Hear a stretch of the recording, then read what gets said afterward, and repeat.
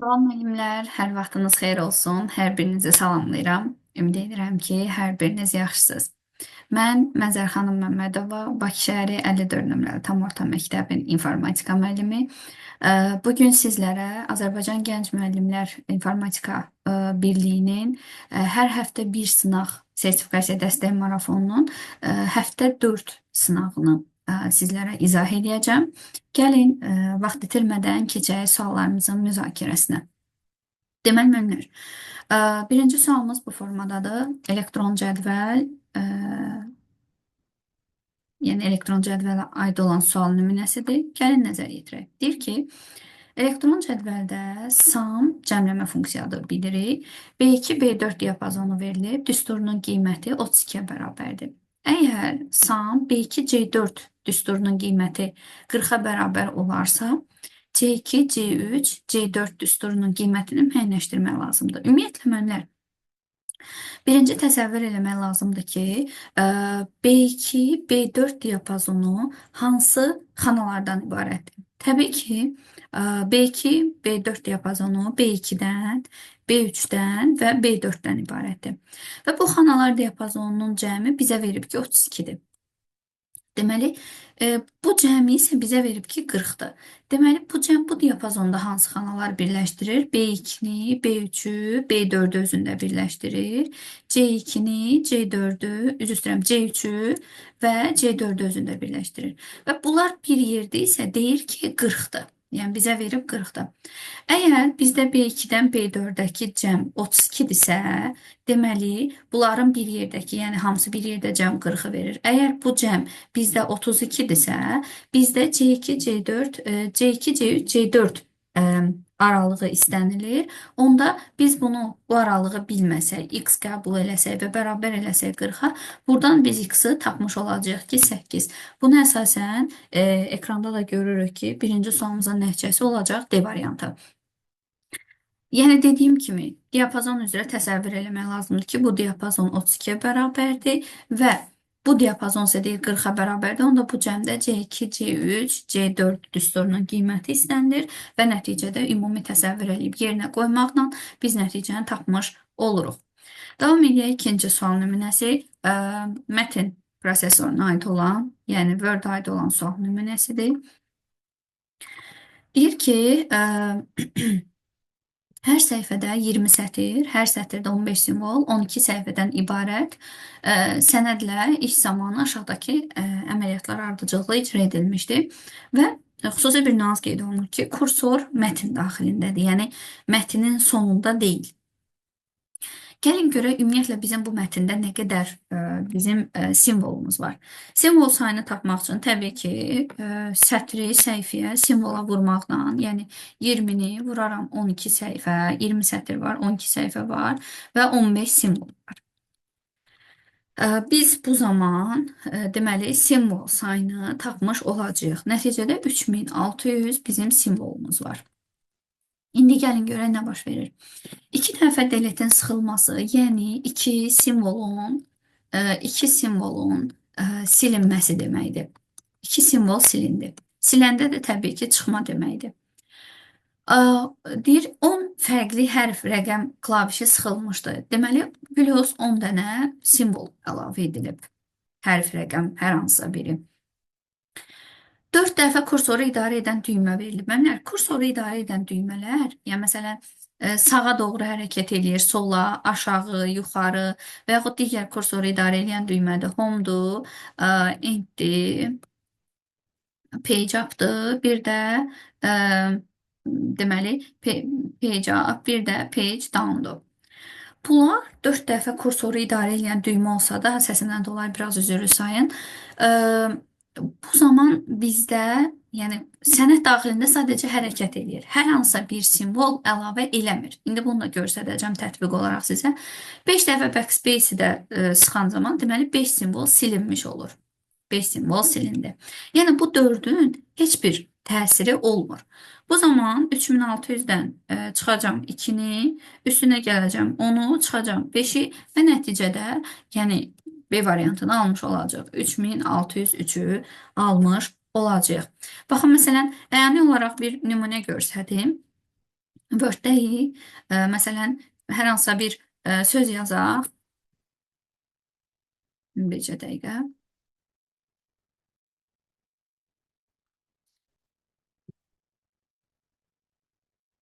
Məsələn, belə bir cümlə yazdıq. Kursor sənəd daxilindədir.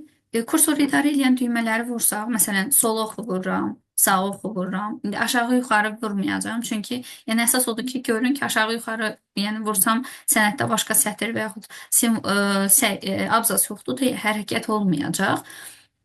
Endə bilirik ki, bizim üçün əvvələ sona aparır, home isə əvvələ aparmış olur bizi.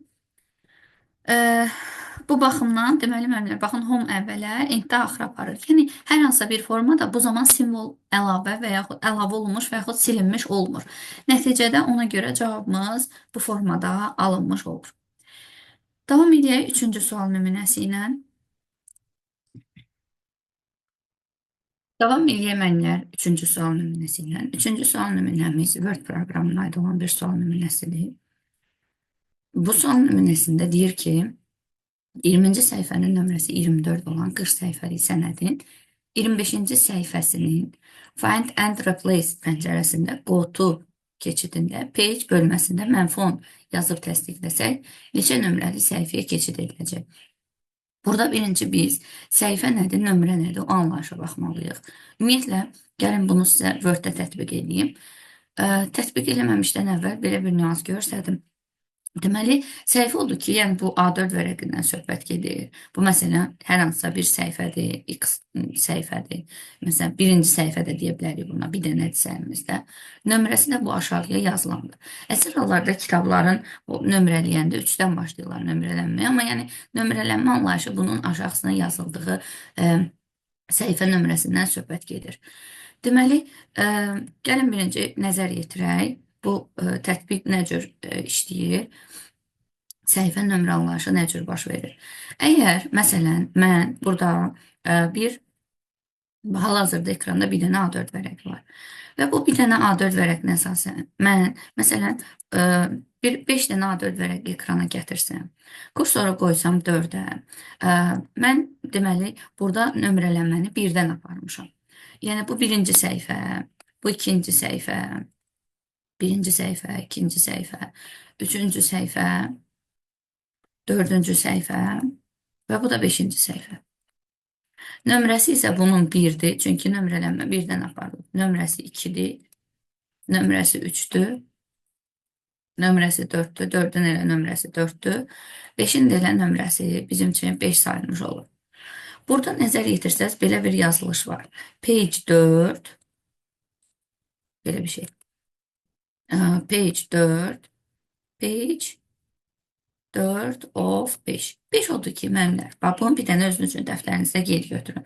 Çünki indi birazdan siləcəm ekrandan. 5 bizim üçün ümumi səhifə sayını göstərir.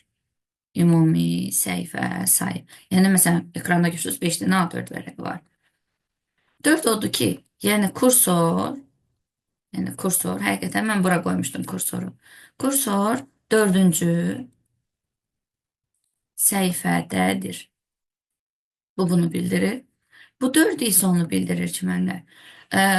Cari səhifənin, yəni 4-cü səhifədədir, yəni cari səhifədir də bu. Kursor haradadırsa ona cari səhifə deyirlər. Cari səhifənin, 4-cü səhifədirsə, məndə 4-cü səhifə olmuş olur. Cari səhifənin nömrəsini göstərir. Həqiqətən də 4-cü səhifənin nömrəsi bizdə 4-dür. İndi bunu yadda saxlayan, biz gəlin, belə deyək, nömrələnməni dəyişək.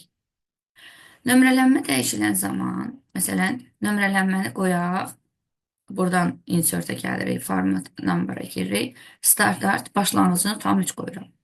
Əgər başlanğıcını 3 qoyuramsa mənlər, belə çıxır ki, birinci səhifənin nömrəsi 3-dür. İkinci səhifənin nömrəsi 4-dür. Üçüncü səhifənin nömrəsi 5 olacaq. Bir-bir arta-arta getməlidir də. Dördüncü səhifənin 3, 4, 5, 6, buna da 7 deyəcəyik. Neçənci səhifədir? 5-ci səhifə. 5-ci səhifə. İndi bax, kursorda hal-hazırda yeni hələ də 4-dədir.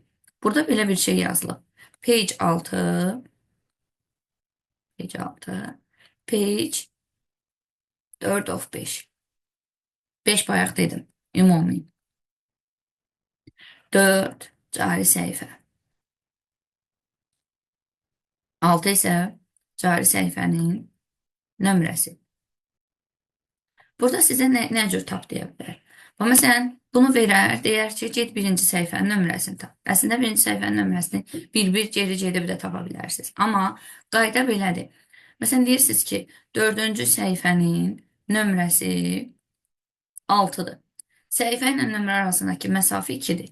Onda birinci səhifənin nömrəsini tap desə, üzərinə 2 gələcəksiniz, deyəcəksiniz ki, nömrəsi 3-dür. 2 də bunların arasındakı məsafədir. Yəni 4-ün üzərinə neçə gələrəm, nömrəyi taparam. 6 taparam, yəni 2. Birin də onda üzərinə 2 gələndə birinci səhifənin nömrəsini avtomatik tapmış oluruq. 5-ci səhifənin nömrəsi desə, üzərinə 2 gələcəksiniz, görəcəksiniz nömrə 7-dir. 3-cü səhifə desə, üzərinə 2 gələcəksiniz, nömrəsi olacaq 5. Yəni bu qaydanı başa düşsəz, böyük misal, bu kiçik üçün bəzən ehtiyac olmur. Bir geri gedib, bir önə gedib və yaxud 2-3 dəfə geri gedib rahat tapmaq olur. Amma böyük misallarda bizə lazımdır bu qaydanı bilmək. Məsələn, gəlin qaydanı tam mənimsəyək. Tutalım ki, o məsələni hələ ki kənar qoyuram. Gəlin belə bir şey yazıram. Tutalım deyirəm ki, mənlə page A4 vərəqində göstərmirəm orada. Page 6, page məsələn 2 of 10. Bax, deyirəm ki, birinci səhifənin nömrəsini mənə deyin. Nömrəsi neçədir? Sonra cari səhifənin nömrəsini mənə deyin. Cari səhifə hansıdır və nömrəsi neçədir? Bir də axırıncı səhifə hansıdır? Axırıncı səhifə. Bir də onun nömrəsini qaytarın. Bax, biz əslində oxuya bilirik ki, axırıncı səhifə 10-dur, amma nömrəsini tapa bilmirik. Cari amma 2-dir. Yəni, ikinci səhifə cari səhifədir. Nömrəsi 6-dır. Cari səhifə ilə nömrə arasındakı məsafə 4-dür. Onda birinci səhifənin nömrəsini tapmaq üçün 4 gəlirəm üzərinə, olar 5. Axırıncı səhifəmdə 10-dur. 10-cu səhifənin nömrəsi olar 15. Yəni, durub bunu təkdə eləmək ehtiyacı yox.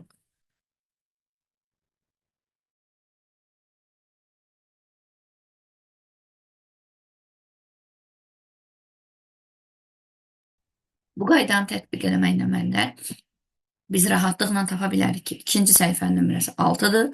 Yəni, buradan oxuya bilirik ki, ikinci səhifənin nömrəsi 6-dır. Onda səhifə nömrə arasındakı məsafə 4-dür. Yəni, onda birinci səhifənin üzərinə 4 gəlməklə nömrəsini 5 taparam. Axırıncı səhifədə 10-dur, burada qayda olaraq bildik. Nömrəsi 15-dir. Məsələn, sonuncu bir də nümunə qeyd edirəm. Videonu saxlayıb özünüz həll edə bilərsiniz.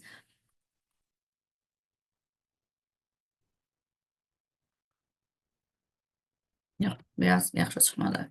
Gəlin.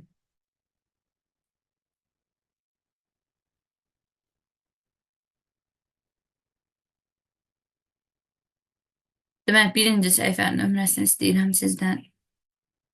Həmişə gedin birinci carini tap. Cari səhifənin nömrəsini istəyirəm sizdən. Və axırıncı səhifənin nömrəsini istəyirəm sizdən. Səsimə görə üzrlü sayılmamlar. Deməli, cari səhifənin nömrəsi, cari görürsünüz ki, videonu dayandırıb siz özünüz həll edin, sonra izahı deneyin. 5-ci səhifənin nömrəsi 7-dir. Cari səhifə 5-dir. Nömrə 7 isə səhifə nömrə arasındakı məsafə 2-dir. Onda birinci səhifənin üzərinə 2 gəlməklə nömrənin 3-dən başlandığını tapa bilərəm. Axırıncı səhifədə 15-dir. 15-ci səhifənin nömrəsinin üzərinə 2 gəlməklə axırıncı səhifənin nömrəsinin də 17 olduğunu görmüş oluram. Ümid edirəm bu aydındır.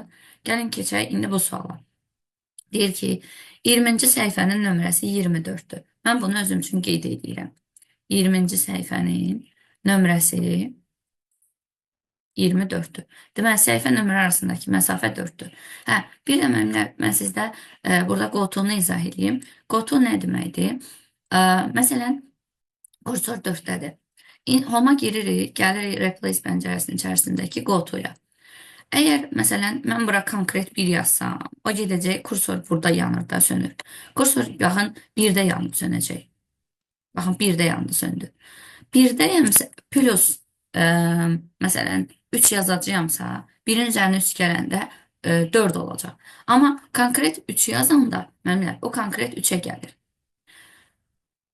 Baxın konkret bir dəqiqə kursor. Ha, kursor 1-dədir. Mən məsələn baxın 3 yazıram, go to-ya vururam. Bu Word üzərində işləmədi. Bir dəqiqə mənimlə gəlin bir dənə də Word açım. Bayaq üzərində yazı yazdıq. Bax, kursor 1-dədir. Replace-a vururam, go to-ya keçirəm. 3 yazıram, go to-ya vururam. Baxın kursor 3-ə keçdi. Sonra məsələn 3-dədir. Tutalım ki, mənfi 2 yazıram. 3-dən 2 çıxanda 1 eləyəcək. O gəlir 1-ə. Məsələn, hal-hazırda 1-dədir. Tutalım ki, yazıram ki, plus 3, 1-in üzərinə 3 gələndə o gələcək 4-ə. Və 4-də isə mənimlə bir də bu qaydanı deyim. Məsələn, minus yazanda deməli çıxılır, plus yazanın üstünə gəlinir. Konkret səhifənin özünü yazanda isə özünə gedir. 3, 5 yazanda özünə gedir. Məsələn, minusu 1-dən çox yazsam, minus 10 yazsam, 4-dən 10 çıxanda axı mənfi 6 eləyir. Elə bir də yoxdur da burada. O konkret birinci səhifə. Olmayanda 1-ə gedir. Əgər dala qaydırıqsa. Qabağa gedəcəksə, məsələn, 1-dədir də, plus 15 yazıram və yaxud nə bilmək 20 yazıram. Axı ekranda 5-də nədir? 1-in üzərinə 20 gələndə 21 eləyir. Bu gedib 21-ci A4-ə gedəcək? Yox. Gəlir konkret 5-ci A4-ə.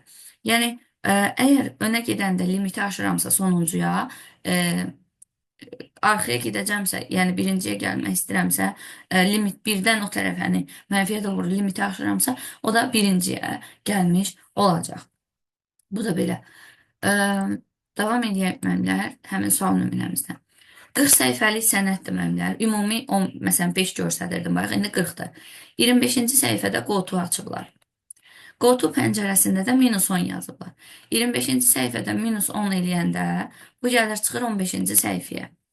Deyir 15-ci səhifənin nömrəsini tap. Əgər 20-ci səhifənin nömrəsi 24-dürsə, səhifə nömrə arasındakı məsafə 24-dürsə, 15-ci səhifənin nömrəsinin üzərinə 4 gəlməklə biz nömrəsini 19 tapmış olarıq. Ona əsasən cavabımız olur 3-cü sualda Y variantı. Yəni, birinci səhifə nömrə arasındakı məsafəni tapırıq. Ondan sonra səhifə ilə nömrə arasında bu formada qanun uyğunluğa baxırıq. Və nəticədə də cavabımızı tapmış oluruq. Davam edək 4-cü sual nümunəsi ilə. Bizə belə bir kod ardıcıllığı verir və kod ardıcıllığına əsasən əlifbalara uyğun kodlaşdırılmamız istənilir. Gəlin nəzər yetirək. Deməli, mən bu kodu 3 dəfə kopyalayacağım, çünki bizdə 3 dənə əlifba var. 1, 2 və 3. Deməli, mənimlə 8 simvollu əlifbanı 2-nin qüvvətinə gətirmək olur və bunu 2 üstü 3 gətirəndə deyirik ki, 1 simvol 3 bitdir. 1 simvol 3 bit.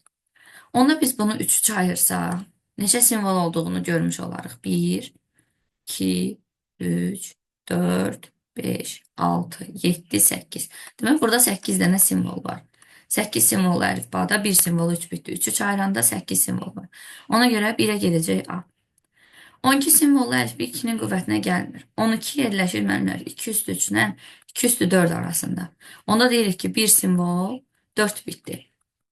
4 bitdirsə, onda gəlirəm 4-4 ayırmağa.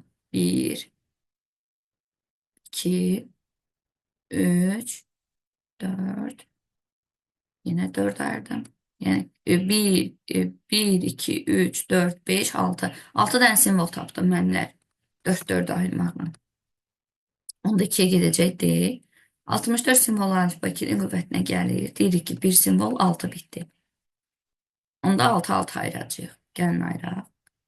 1, 2, 3, bir də 4. Burada da 4 dənə simvol var. Deməli, nəticədə 3-ə də gedəcək C. Deməli, 1-ə A, 2-ə D, 3-ə də C gedəcək və cavabımız olacaq C variantı.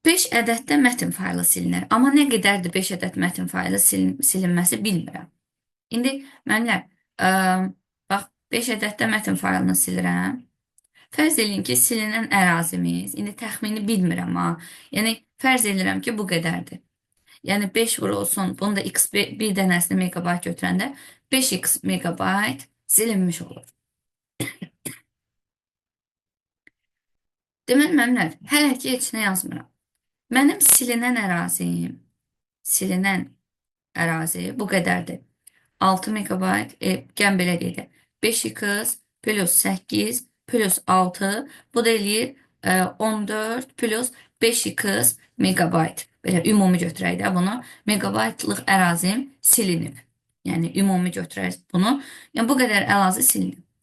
Məntiqlə mənlər nəsə yazmaq istəyəndə götürüb bu qara yerə yaza bilməyəcəksiniz ki. Deyir ki, 2 dənə 6 megabaytlıq şəkil faylı yazıldı. Deməli, bu əraziyə mən nəsə yaza bilərəm də, düzdürmü? 2 vurulsun 6 megabaytlıq, yəni 12 megabaytlıq deyir yazıldı, ki, doldurdum. 62 megabaytımda deyir boş qaldı. 62 megabayt boş yer qaldı. Deməli, mənlər, bax, bu ərazi ilə bu ərazi bir-birinə bərabərdir. Yəni, 12 megabayt, belə deyək də, silinən yerim 14 plus 5x megabayt idi. Ərazim deməli 12 megabayt yazdım bu silinən yerə. Plus da 62 megabayt məndə boş yer qaldı. Deməli, bu bütövlükdə bu yer buna bərabərdir. Yəni, çünki sildiyim yerə yaza bilərəm. 12 megabayt yazdım, 62 boş qaldı. Deməli, bu ikisinin cəmi, 12 ilə 62-nin cəmi 74 eləyir. Deməli, mən 74 megabayt silmişəm. Təzdən 12-sini yazmışam, 62 boş qalıb məndə. Deməli, bu qədər ərazi silmişəm, 74-lük silmişəm. Oradan da tənliyi həll edib x tapa bilərəm. 14 plus 5x bərabərdir 74-də, 12 ilə 62-ni toplayanda. 74-dən 14 çıxanda bu qalır məndə 60, x da bərabər olur 12 megabayt. Deməli, mənlər bir dənə videonun həcmini 12 götürəndə 5 dəfə 12, deməli, məndə eləyir 60, üzərinə 14 gələndə 74 eləyir. Həqiqətən də 74-lük ərazini silmişəmsə, 12 megabayt yazmışamsa, 62-lik yerim boş qalmış olacaq, məntiqlə düşünəndə. Ona görə 6-cı sualımızın cavabı olur A variantı.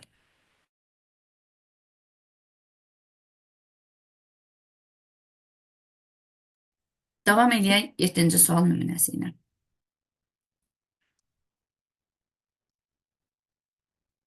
Deməli, 7-ci sual nümunəsində nə qeyd olunur? Deyir ki, avtomatik qurğu ASCII əlifbasında kodlaşdırılmış mətni 1014 simvollu əlifbaya keçən zaman bu qədər bayt artmışdır. Həmin mətn 32 simvollu əlifbada kodlaşdırılarsa, informasiya həcmini baytla müəyyənləşdirin. Bax, bu birinci cümlədən biz simvol sayını tapırıq məmlər. Qayda belədir ki, nə qədər simvol sayını tapsaq, sonra 32 simvollu əlifbayla bir simvolda 5 bit olduğunu oradan tapıb, həcmin baytla tapa bilərik. ASCII əlifbasında simvol sayı nə qədər simvol var bilmirik. Bir simvolunun 8 bit olduğunu bilirik. Həcmin də neçə bit olduğunu bilmirik. 1014 simvollu əlifbada məmlə bir simvol 10 bitdən götürülür. Çünki 1014 yerləşir 2 üstü 9 ilə 2 üstü 10 arasında. Simvol sayımız yenə bilmirik. 10 bit olanda isə bizim həcmimiz deyir ki, h vurulsun 3 vurulsun 2 üstü, üzr h plus 3 vurulsun 2 üstü 11 bayt artıb. Bu məndə bitdi deyə mənlər. Bunu da 2 üstü 3-ə vurub, bunu da bitə çevirəcəm. SS-i də gəlin x qəbul edək, bunu axtarıq. 8x tənliyi həll edirik. H-a 10x da bərabər olur. H plus 3 vurulsun 2 üstü 14. Deməli, alt-alta çıxanda mənlər, alt-alta çıxmayla biz gəlin buradan x-i tapaq. Düzdür, mənfi alınacaq, amma orada hər iki tərəfdə mənfi olacağına görə müsbətə çevriləcək.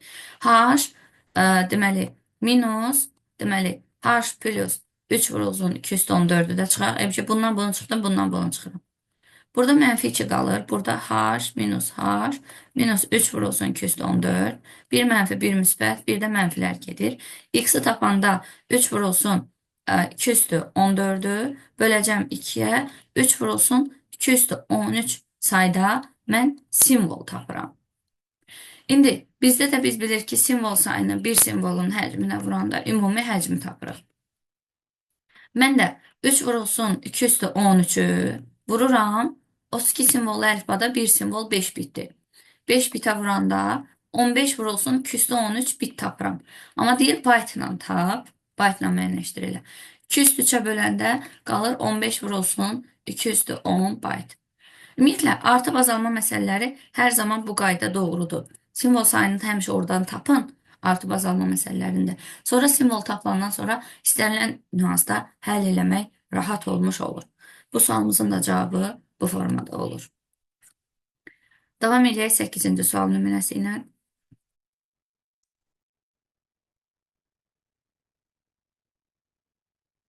Sürəti bu qədərdir, müəllimlər. Biz gəlin sürəti ilə fizika düsturu ilə gedək. 2 üstü 23 bit bölünmüş saniyə. Şəbəkə vasitəsilə 600 megabaytlıq informasiyanın ötürülməsi üçün onun həcmi 60% sıxlaşdırılıb. Demək müəllimlər, birinci gəlin 60% sıxlaşdırılaq, sonra şəbəkə vasitəsilə ötürərik. 100%lik həcmi müəllimlər, mən 600 megabaytdır. 60% sıxlaşdırılanda elə ki, bir şeyə 60% indirim ediblər. Yerdə qalır onun 40%. 60%-ni tapıb sonra 600-dən çıxa da bilərsiniz. Elə birbaşa 40%-ni də tapa bilərsiniz. Buna da deyək x megabayt. X da buradan bərabərdir 100. 40 vurulsun 600. X-lər gedir, qalır 24. 240 megabayt. Demək, mən 240 megabayt ötürəcəyim. Buradan t-ni tapanda, t-ni saniyə ilə tapırıq. T bərabər olur. S-i v-yə böləcəyik. 240 megabaytı bitə bölə bilmərəm. Vuracam 2 üstü 23-ə ki, bu tərəfi də mən bit eləyim. Böləcəm bunu da 2 üstü 23 bit bölünmüş saniyəyə. Bitlər ixtisar gedəcək. 2 üstü 23'lər ixtisar gedəcək. Tapacam 240 saniyə. Amma məndən dəqiqə ilə istəyir. 60'a böləndə çıxacaq buradan 4 dəqiqə. Və cavabımız da olacaq 8-ci sual nümunəsində 4 dəqiqə. Davam edirəm 9-cu sual nümunəsi ilə.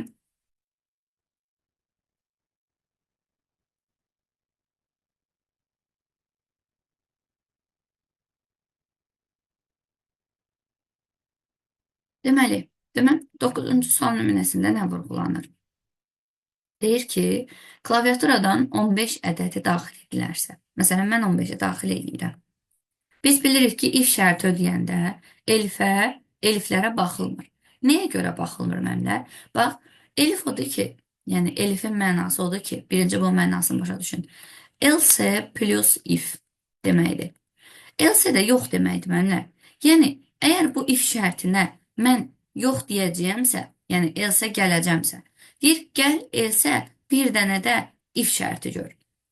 Yəni, müəllimlər, mən əgər ifə hə demiş olsam, hə desəm, təbii ki, else, yəni yox demiş olmayacam. Ona görə müəllimlər deyirlər ki, if şərti ödənəndə eliflərə baxılmır. Ödənməyəndə elifə baxılır. İşte əgər, məsələn, birincisi ödənmədi, məsəl üçün deyirəm, ikincisi ödəndi. Burada da elə bir ki, elif də bu else içində bir dənə if var. Bu ikinci elif, else if elif deməkdir.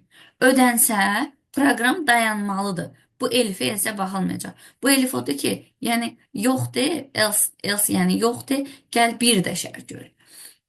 Yəni, eliflərə yox deyəndə bu formada gəlib baxmaq olur. İf şərti ödənsə, proqram dayanmalıdır. Budur məntiq, elifin məntiqi. İndi bu nöqteyi nəzərdən gəlin proqramımızı həll edək.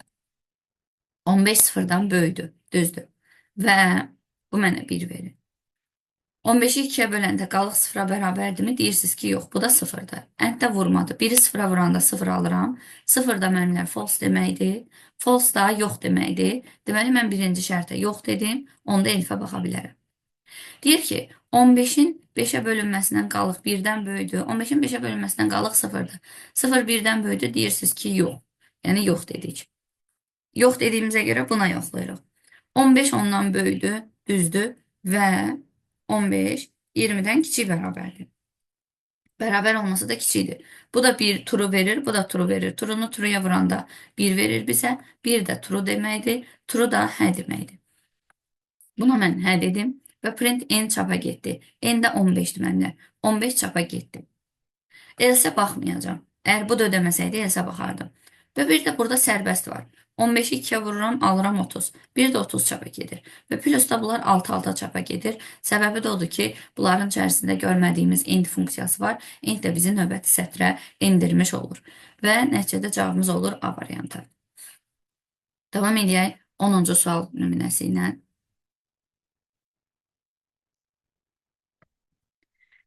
Deyir ki, mətn informasiyasının çevrilməsində iki əməliyyat icra edilmişdir. Bilirik ki, müəllimlər mətn informasiyasının həcmini tapan zaman simvol sayını bir simvolun həcminə vuranda biz ümumi həcmi tapmış oluruq.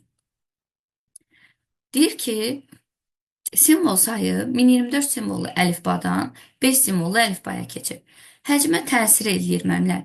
Burada bizdə i ilə s. Əlifba özü birbaşa təsir eləmir. Əlifba 2 üstü ondan müəllimlər. Deyir ki, 2 üstü 2'ye keçid olunub. Bunun i'si 10 bitdi. Bunun da i'si 2 bitdi. İ görürsünüz ki 5 dəfə azalır. Mənlə. Bunun da bundan düz mütənasibdir. İ 5 dəfə azalırsa, bu 5 dəfə azalırsa, onda həcm də 5 dəfə azalacaq. Ümumi simvol sayını da 5 dəfə artırıblar. Bu həcmlə düz mütənasib olanda bu 5 dəfə artacaqsa, həcm də 5 dəfə artacaq. Onda deməli, bunu 5 dəfə artırıb, bunu 5 dəfə azaldanda həcm elə təzədən həcm olduğu kimi qalacaq. Deməli, dəyişməyəcək. Elə bil ki, 5 dəfə azaldıb, 5 dəfə artırıram. Burada həcm dəyişmir.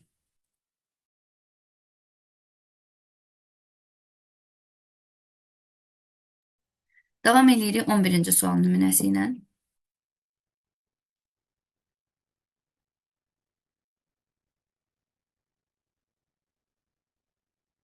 11-ci sual nümunəsində qeyd olunur ki, 34 səhifədən ibarət olan kitabın son 2 səhifəsində şəkil var. Şəklin həcmi biz bilirik ki, eni uzunluğu vurulur 1 pikselin həcminə, şəklin həcmi tapılır. Və bu şəkildən 2 dənədir. Gəlin birinin həcmini tapaq. Sonra da bizə digər səhifələrdə də 32-nin 2 dənəsində şəkil varsa, digər səhifədə 32-sində də mətn var. Səhifə, sətr, simvol və əlifbaya görə həcmi tapıb sonra kilobayta gətirib cəmləyəcəyik. Yəni 2 üstü 7 vurulsun 2 üstü 8. 32 rəng çalar deyəndə bir simvolu 5 bitdi. Vururam 5 bitə. Bu da eləyir 2 üstü 15 vurulsun 5 bit. Kilobayta gətirəndə 2 üstü 13-ə böləcəm. Buradan ixtisar gedir. Qalır 2 üstü 2, yəni 4. 4'ü də 5'ə vuranda olur 20 kilobayt. Bu bir dənəsinin həcmidir. 2 dənə şəkil olduğuna görə, deməli 2'yə vuranda biri 20'dən 2 dənəsi olacaq 40 kilobayt. Bu şəklin həcmi. İndi mətnin həcmi də siz bilirsiniz ki, səhifə, vurulsun sətir, vurulsun simvol və vurulsun bir simvolun həcmi, yəni i bitər. Unicode-sa byte adına yaza bilərsiniz. 32 səhifəm var, 2 üstü 5. 32 sətrim var, 2 üstü 5. 128 də simvolum var, 2 üstü 7. Unicode dediyini 16 bit yazmıram, 2 byte yazıram. Rahat hesablanmış olsun. Bu da eləyir 2 üstü 18 byte. Kilobayta gətirəndə 2 üstü 10'a böləcəm. Bu da eləyir 208, 2 üstü 8, yəni 256 kilobayt. Bu da bu şəkillə mətni cəmləyəndə 296 kilobayt olmuş olur. Və cavabımız olur C variantı. Şəkli ayrıca, mətni ayrıca tapdıq və bu formada cəmləmiş olduq. Aha, qonşuluq matrisinə əsasən müəllimlər sıfırların və birlərin sayı nə cür tapılır? Gəlin bunu qayda olaraq izah edeyim sizə. Siz əgər bunu uzun yolla həll eləsəz,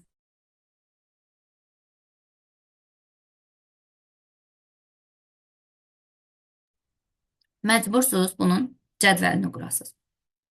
Sonra cədvəldə qonşuluq matrisində biz bilirik ki, yol olanda 1, olmayanda 0 qəbul edirik. Gəlin quraq müəllimlər.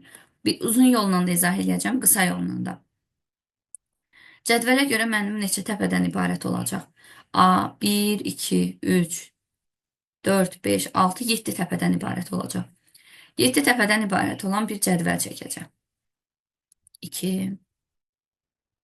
3, 4, 5, 1, 2, 3, 4, 5, 6, bir dənəsində çəkək, 7. Eyni 7 təpədən ibarət bu biri tərəfdən də çəkəcəm. 1, 2, 3, 4, 5, 6 və 7. Bu formada çəkdim mənlər. İndi nə edirəm? Təpələrə qeyd edirəm.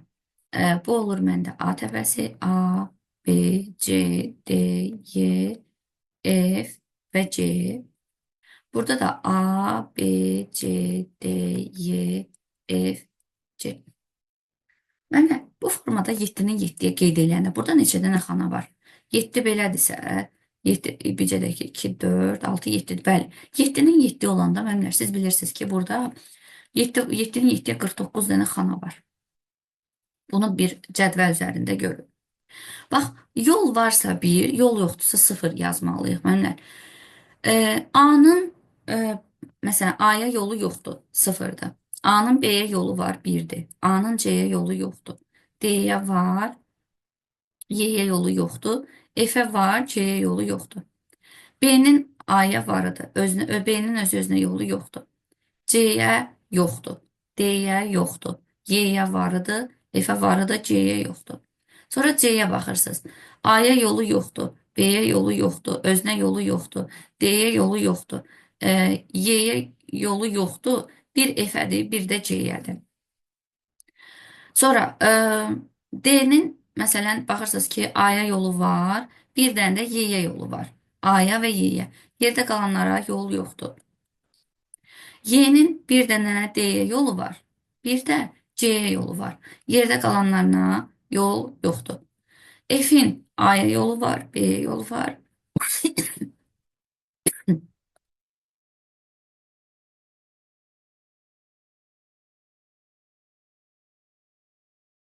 Üzürlü saymənlər, yerdə qalanlarına yolu yoxdur. Ona görə avtomatik bu formada 0 qoyacağıq. C-nin də baxırıq ki, A-ya yolu, bir dənə Y-yə yolu var, bir də C-yə yolu var. Yerdə qalanlarına yolu yoxdur.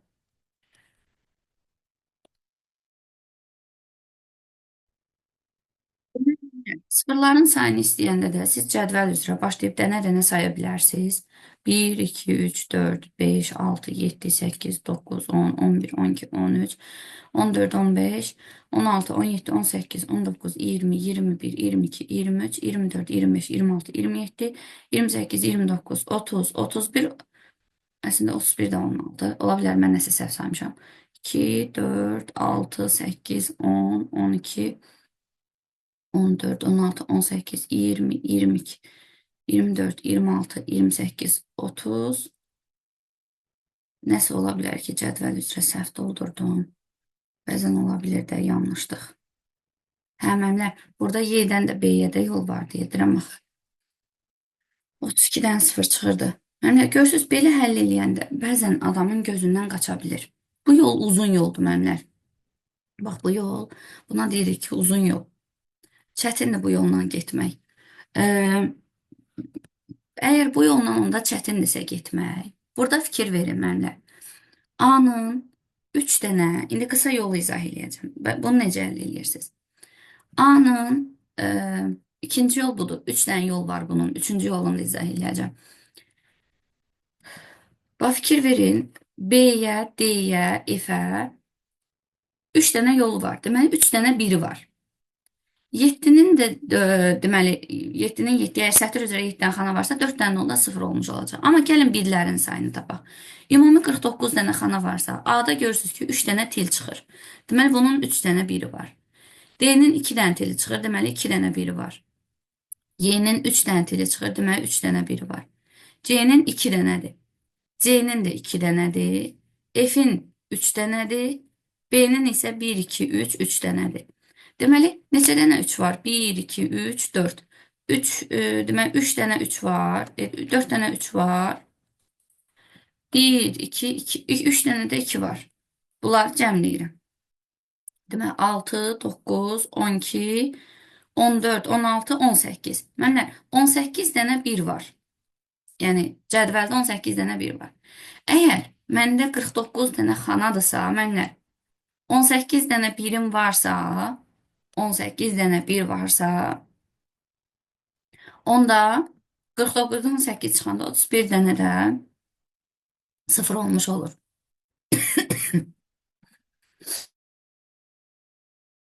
Biz bunu ikinci yolda belə tapılır. Üçüncü yol isə mənlər belə tapa bilərsiniz. 7-nin 7-yə gördünüz ki, 49 dənə xana var. Düzdürmü? Siz burada tilləri saya bilərsiniz. 1, bu xətləri 2, 3, 4, 5, 6, 7, 8, 9 dənə til var. Til sayını, 9 dənə tili 2-yə vuranda birlərin sayı çıxır ortaya. 18 dənə 1 olmuş olur. Til sayını, bu xətləri saymaqla mənlər 2-yə vuranda birlərin sayı çıxmış olur. 18 dənə 1. Əgər 18 dənə dediyim kimi 1 varsa, onda deməli 49-dan 18-in çıxanda 31 dənə də 0 olmuş olur. Yəni 3 cür həll elədim sizin üçün. Ya cədvəl quracaqsınız, orada 0 birlər tapacaqsınız. Ya xana sayı hardan gəldi? 7-nin 7-yə. Təpə sayını götürürsünüz. 7-ni 7-yə vurmaqla 7 belə, 7 belə. 49 dənə xana sayını tapırsınız. Və birlərin sayını ya konkret neçə ox çıxır tapıb cəmləməklə tapa bilərsiniz. Ya da konkret bu xətləri sayıb 2-yə vurmaqla birlərin sayını tapa bilərsiniz. Yəni bu ikinci ilə üçüncü yol bizə verilmiş qrafa görə dəyişə bilir. Bəzən ikinci yol rahat olur, bəzən üçüncü yol. Amma əksər hallarda üçüncü yolla həll olunur. Çox böyük məsələlərdə ikinci yolla həll oluna bilir. Bu belə.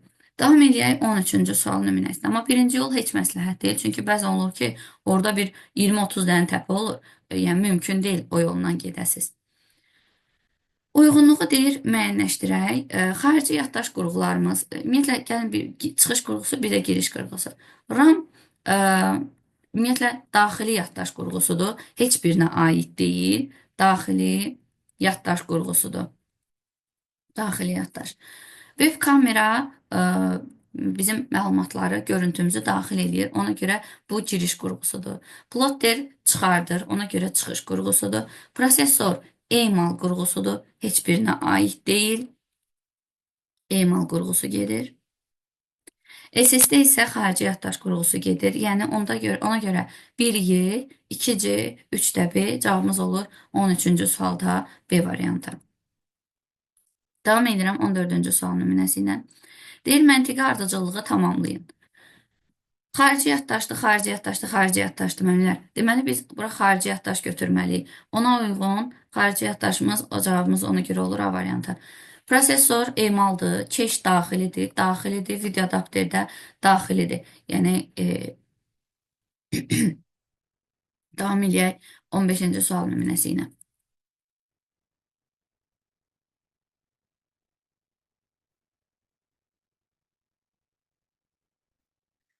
Deyir ki, burada biz faizə uyğun, biz A1 xanası naməlumdur, A1 xanasını tap deyir.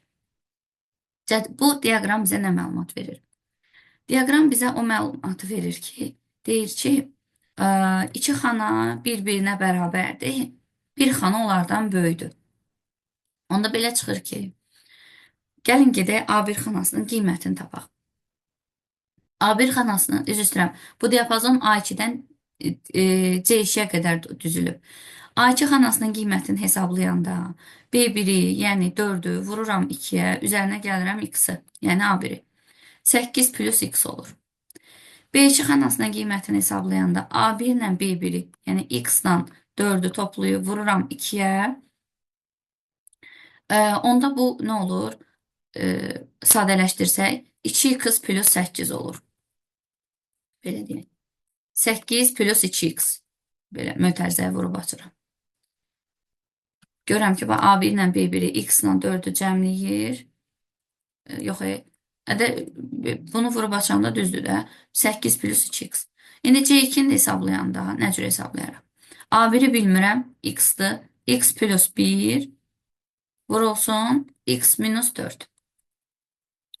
İndi bunu da vurub açacağam. Mötərizəyə vurub açıram. X kvadrat çıx 4x plus x çıx 4.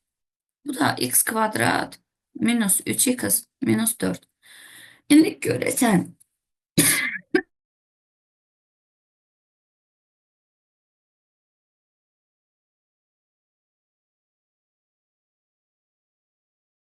məmlə üzrü sayın. İndi görəsən, hansı iki xananın qiyməti bir-birinə bərabərdir?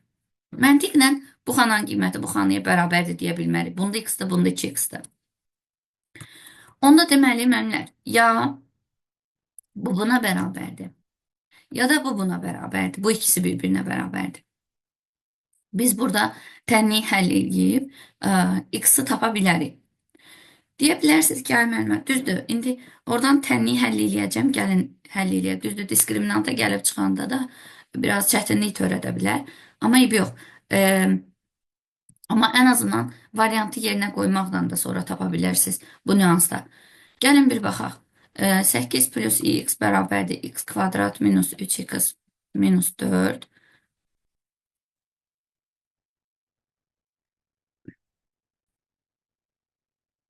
Deməli, müəllimlər, mən bu xana ilə bu xana bir-birinə bərabər götürdüm. Əgər alınmasa, bu xana ilə bu xana bir-birinə bərabər götürüb həll eləyəcəm. Gəlin birinci bunu həll eləyək. A2 xanası ilə dedim C2 xanası bir-birinə bərabərdir. Niyə görə? Çünki 2 dənəsinin faizi bir-birinə bərabərdir. Bunu həll eləyən zaman əslində burada da deyirik, birinci xana ilə üçüncü xana bir-birinə bərabərdir. Bu da bizə məlumat verir. X kvadrat minus 2x minus 4 minus x bunu keçiriləndir. Minus 8 x kvadrat minus 4x minus 12 bərabərdir 0. Diskriminantı deyini tapsaq b minus 4 ac mənfi 4'ün kvadratı 16 çıx 4 vurulsun mənfi 12. Bu da müsbətə çevirir. 48 bizə verir 64. Kökləri tapaq x1'i. Mənfi b minus kökdədir. Bölünsün 2a. Bu da mənfi 4 minus kökdən 64'dən 8 çıxır. Bölürəm 2'a. 4 çıx 8 mənfi 4 bölü 2 mənfi 2. Burada isə plusdur. Bölürəm 2'a. 4 ilə 8 toplayıb bölürəm 2'yə. Bu da mənə verir 6. Baxın, cavabımız olur 6. Desəz ki, əgər mənə diskriminant mənə çətin gəldi, nə edə bilərsiniz?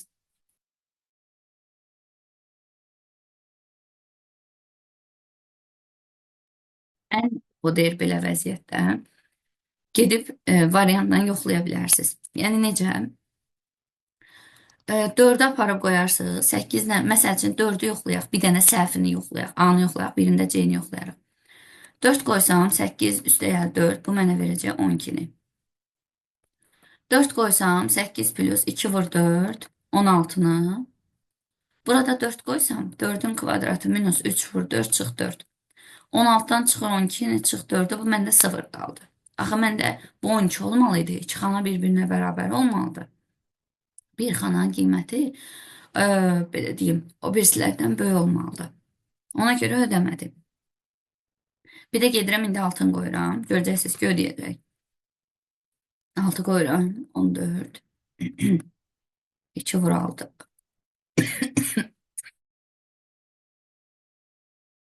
Bu bizdə 20 eləyir. Burada da 6 gətirib qoyanda 6 kvadrat plus 3 vur 6 çıx 4. Deməli, 36'dan çıxıram 18'i çıxıram 4'ü.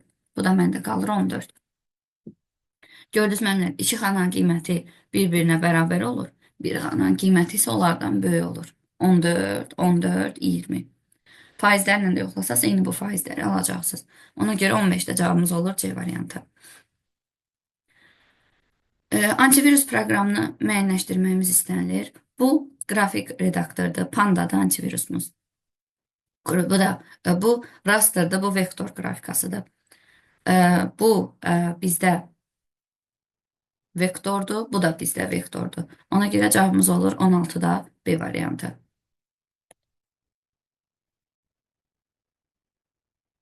Davam edən əmrlər 17-ci sual nümunəsi ilə. Deməli, bu sual nümunəsi nə cür həll olunur? Sizə verilən aralıq -30, -35 aralığıdır. -30, -35 aralığında, yəni bir addımla -30, -29, -28 götürüb bir-bir eyni qiymətlərini burada yoxlamalısınız. Hansı sıfırdan böyükdürsə, hər məsələn -30 qoyanda mənlər, məsələn i bərabərdir -30 qoyuram. M bərabər olur. -30-dan, -30-un üzərinə 10 gəlirəm. Vururam, -30-dan 5 çıxır. Bura -20 eləyir. Burada -35 eləyir. Bunları bir-birinə vurmağa ehtiyac yoxdur. Mənfi vuranda mən müsbət cavabı alıram. Mən cavab önəmli deyil onsuz. Deyirsiniz ki, müsbət olanda da hə, onda buna görə K sıfırın üzərinə 3 gəlir, alır 3. Hər müsbət qiymətə görə K 3 artır. Durub bu qədər 35-ə qədər bir-bir yoxlasaz imtahan qutarar. Bunu nə cür həll edirik? Asan qaydası nə cürdür? Demək, hər müsbət qiymətə görə 3 artır. Biz gəlin müsbət qiymətlərin sayını tapaq, sonda 3-ə vurmaqla 3 artırmış olacaq. Ədəd oxu ilə həll eləyəcəyik bunu. Ədəd oxumuzu çəkirik məmlər. Ədəd oxunda qeyd edirik. Mərkəzdə sıfırımızı, başlanğıcımız -30-dur, bu tərəfdədir -30. Yəni, sonuncu bilirsiniz ki, 35-i götürmür. Sonuncu 34-ü götürəcək. Bəs yaxşı, bu biri aralıqları nə cür qeyd edirəm? Bax, bu iki dənəni götürürəm. I plus 10 bərabərdir 0-a. I bərabərdir -10 edir. -10 bu tərəflərdə bir yerdə. Qeyd edirəm. I minus 5 bərabərdir 0-a. I də bərabər olur 5-ə. 5 də bu biri tərəflərdədir. İndi gəlin müsbət aralığı tapaq.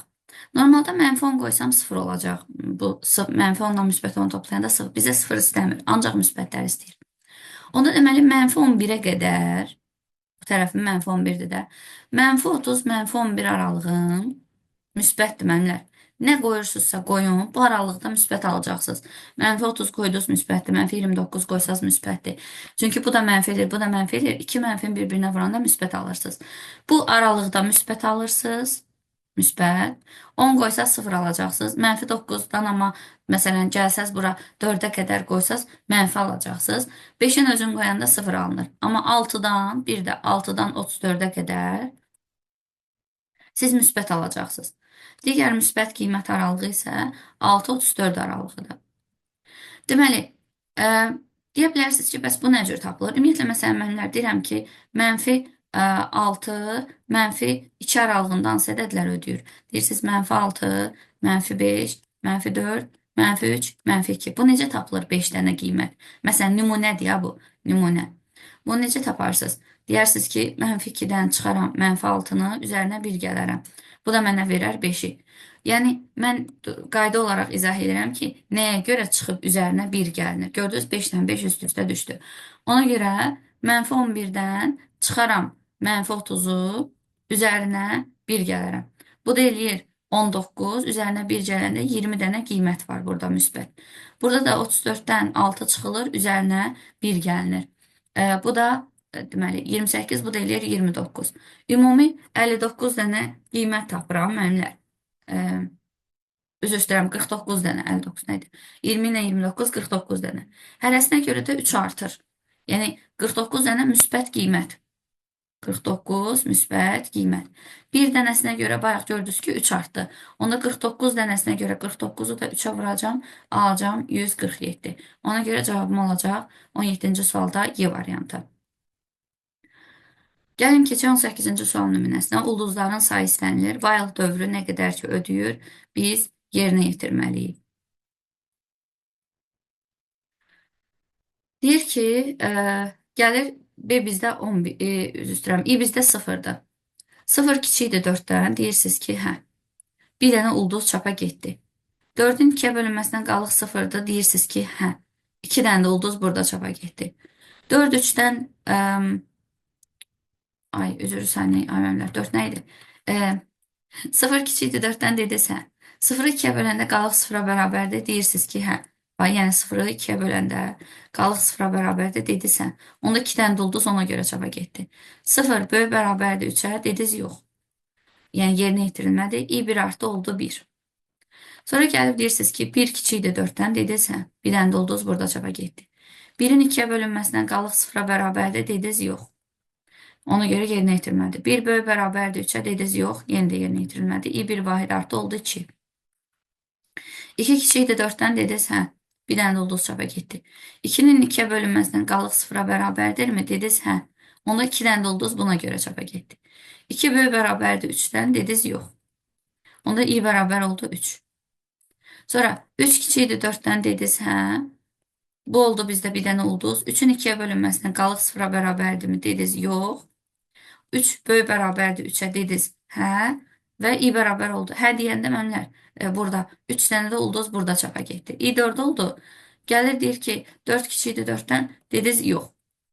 İndi ulduzların sayına baxaq. 1, 2, 3, 4, sonra 6, 8, 2, 2-dir də bunlar. Bir də 3 dənə də burada. 11 dənə ulduz olur.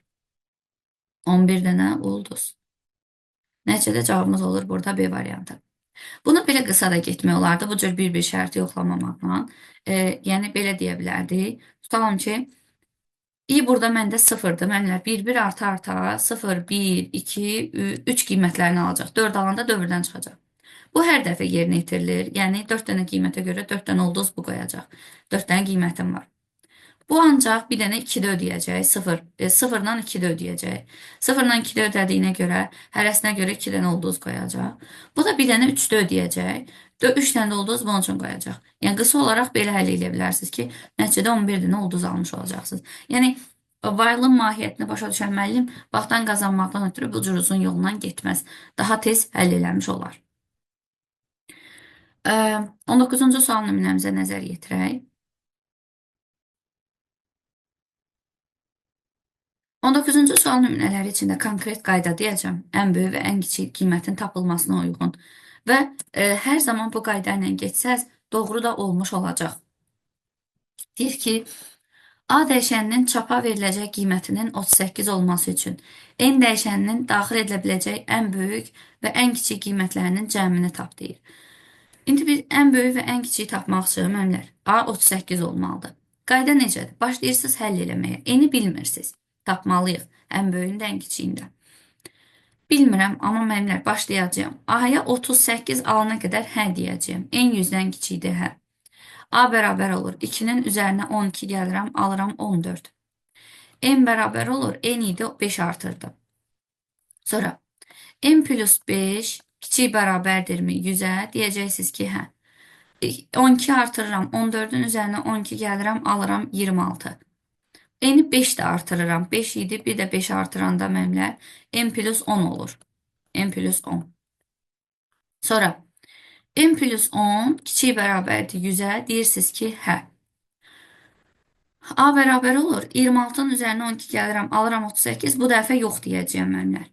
N bərabər olacaq. N plus 10-a 10 idi, 5 də artıranda olur 15.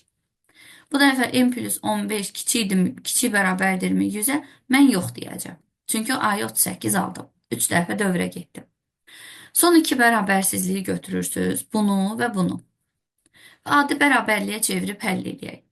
Bərabərdir 100-ə. Buradan N bərabər olur 90-a. Aparıb 90-ı yerinə qoyuram ki, görüm hər cavabını alacağım. 90 ilə 10 mənə 100 verir. Deməli, bir qiymət 90 oldu. Bunun indi N plus 15 bərabərdir 100-ə. N bərabər olur burada 85-ə. Aparıb 85-i yerinə qoyanda müəllimlər. Görürəm ki, 85 ilə 15 100 verir. Yox cavabını ödəmir. Yox cavabını ödəməsi üçün müəllimlər gərək bu 86 ola. Niyə görə? Çünki 84 də verə bilmərəm. Hə cavabını alaram.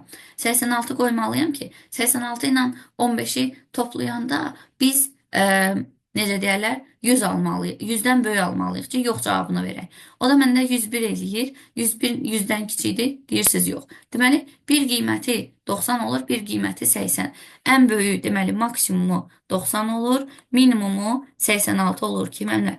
90, 86, 90 aralığı hansını versəz, Siz IELTS 8 alacaqsınız. Bunların da cəmi istənilir. 90 ilə də 86-ını toplayanda bu bizə 176 verilir. Hər zaman qayda belədir müəllimlər. Ən böyük, ən kiçiyi tapmaq üçün. Başlayırsınız, həll edirsiniz. Son iki bərabərsizliyi götürüb adi bərabərlik qoyub həll edin. Heç bərabərsizliyə girib özünüzü çətinə də salmayın. Sonra aparın yerinə qoyun. Hə cavabını alırsınızsa deməli ödəyir. 85 qoyanda yox cavabını almadım. Ona görə bir dənə artıq götürdüm. Hər zaman artıq götürüləcək və yaxud əksik götürüləcək deyə bir qayda yox da, yəni aparıb bir yoxlamaq lazımdır burada. Bəzən olur ki, heç artırıb azaltmağa ehtiyac olmur. Amma ən azından ikisindən biri mütləq ya artır, ya azalır. Yəni ikisi də eyni olduğu vəziyyətdə qalmır. Bu da sizə bir ipucu. 19-dan ona görə cavabımız olur 176. Və 20-ci sualımıza nəzər yetirək. Deyir ki, proqram fraqmentinin nəticəsini müəyyən edin. Bu proqram fraqmenti nə iş görür? Biz dövrə giririk. 2, 4, 6 dənə. 0-dan 6-ya qədər dövrə gedir. Ümumiyyətlə, F, N, I aşağıdadır deyə yuxarının nə iş gördüyünü analiz aparmalıyıq ümumiyyətlə biz. Analiz apara bilsək bir dəfədə o birlərinə rahat tətbiq olunacaq. I-nin qiymətləri mənlər 0, 1, 2, 3, 4, 5-dir. I 0 olanda dövrə girir. Deyir ki, F, N0 fərqlidirmi 0-dan? Axı bilmirik. Fn 0-ımız, N0-cı element 12-dir. Mənlər. F12 deyir ki, fərqlidir 0-dan. Biz bilmirik. Gəlin gedək F12 görək nədir mənlər. X buradan bərabər olur 12-yə. Biri üçün hesablayacağım. Buranın nə iş gördüyünü analiz aparaq. O birilərinə də tətbiq eləyəcəm. Buranın nə iş gördüyünü tapmalısınız. Yoxsa çox uzun gedər bu misalın həlli. Çünki bu misalların həmişə asan bir yolu var. S bizdə 0 qəbul edirik. For I in A, mənlə for, yox, üzr istəyirəm, A in setir X 12-yə. A gəlir bir dəfə buradan 1-i götürür. Düşür dövrə, for dövrü bitməmiş, if-i yerinə yetirilməz. S bərabər olur mənlər. 0-ın üzərinə int A-nı gəlir. 1-i gəlir, olur 1. Sonra da A gəlir, 2-ni götürür buradan, dırnaqda sətirdə 2-ni. S bərabər olur, 1-in üzərinə int A-nı gəlir, alır 3. Deməli, bir 2 ilə 2-nin cəmi bizə 3 verir də. Yəni, cəmini qaytarır. 1 ilə 2 bizə verir 3. Ədədin rəqəmlərini cəmləyir. Bax, bura.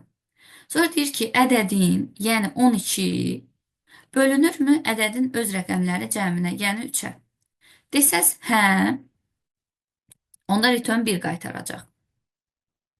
Yox desəz, 0 qaytarır. Öz rəqəmləri cəminə bərabər olmayanda 0 qaytarır. Biz 1 aldıq. Deyir ki, 1. Düşürük sonra o 1 qaytarırıq buna. Return 1 buna 1 qaytardı. 1 fərqlidir 0-dan dediniz, hə. Onda n bərabər olur 0-ın üzərinə n 0-cı elementi gəlir.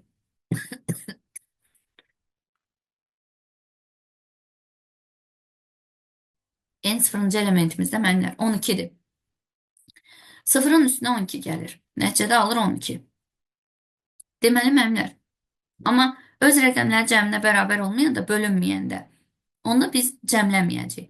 Yəni, buradan belə analiz çıxarırıq ki, bura ədəd öz rəqəmləri cəminə bölünməsini, bölünüb bölünməməsini hesablayır. Bölünüb bölünməməsini yoxlayır. Bölünməməsini yoxlayır. Ya məsələn 12 qısa indi həll edəndə 12-nin ədədin rəqəmləri cəmi 1 ilə 2-dir. 12 öz ədədi rəqəmlər cəminə bölünürmü? Deyirsiniz ki, hə. Onda 12-ni cəmləyəcək. Sonra 24 ədədinin rəqəmləri cəmi 6 verir. 24 6-ya bölünürmü? Deyirsiniz ki, hə. Onda 24-ü cəmləyəcək. 44 rəqəmləri cəmi 8-dir. 44 8-ə bölünmür tam. 22. Rəqəmlər cəmi 4-dür. 22 4-ə tam bölünmür. 121. Rəqəmləri cəmi 4-dür. Rəqəmlər cəminə tam bölünmür.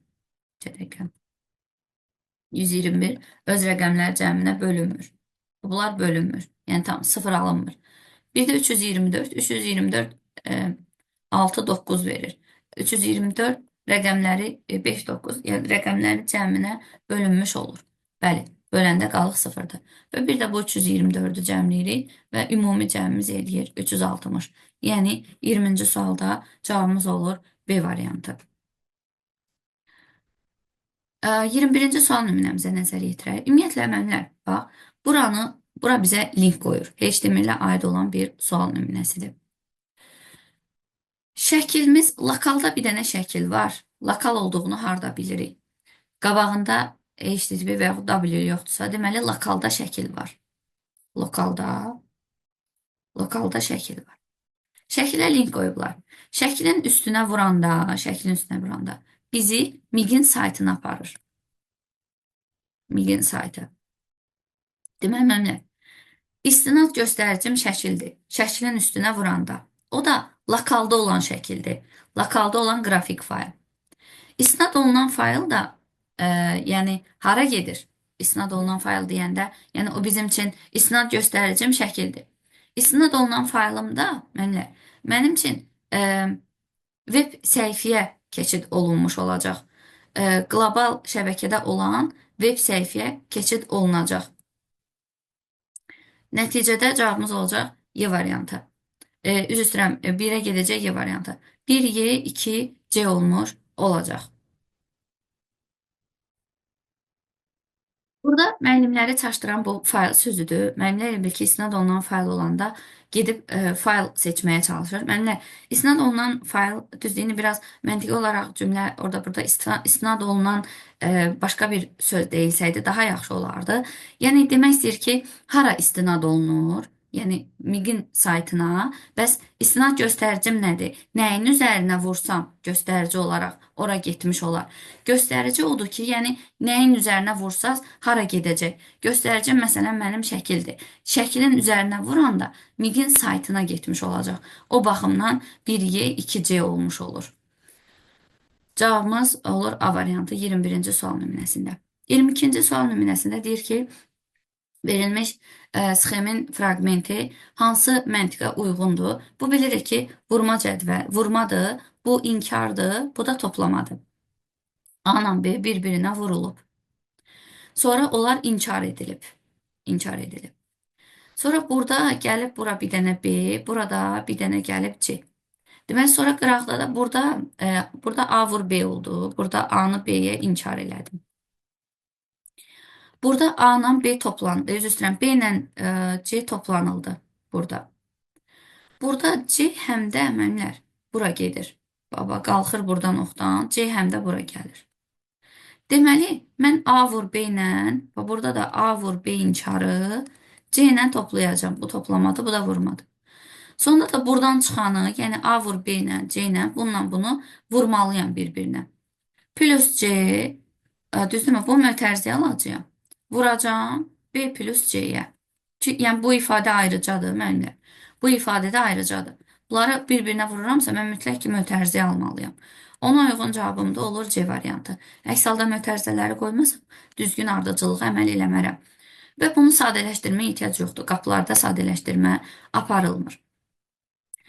23-cü suala baxaq. Deyir, axtarış sistemində tətbiq edilən sorğuların nömrələrini hər bir sorğunun tapdığı səhifə sayının artma sırasına görə göstərin. Ən çox, müəllimlər, orla olanda ən çox səhifə tapılır. Buna görə 1-də ən çoxdur, müəllimlər. Artma da azdan çoxa doğru gedir. Azdan çoxa doğru. Demək, ən çox əgər, demək, 1-lə qutaracaq. 1-lə qutarmalıdır. 1-lə qutarmalıdırsa, onda B ilə Y getdi. 1-lə qutarmalıdır. Sonra digəri isə müəllimlər 2 olacaq. Digər orlu olan o ən çoxu, yəni ən az əndlə olan nəticədir müəllimlər. Ənd eləyib sonra or eləyəndə daha belə deyim, çox nəticə olmuş olur. Bax, məsələn, belə deyək müəllimlər. Tutalım deyirəm ki, bunu gəlin sizə 3-ü bir dənə əyani olaraq göstərdim. Aqma, məsələn, 1, 2, 3-ü ödəyir. Tutalım, or, məsələn, 4, 5. Bir də, məsələn, ənd, sertifikasiyada olsun, 1, 2, tutalım ki, 3, 1, 2, məsələn, 5. İndi, və yaxud 1-2 nə bilim uyğun olmayan bir dənəsini götürək də 6.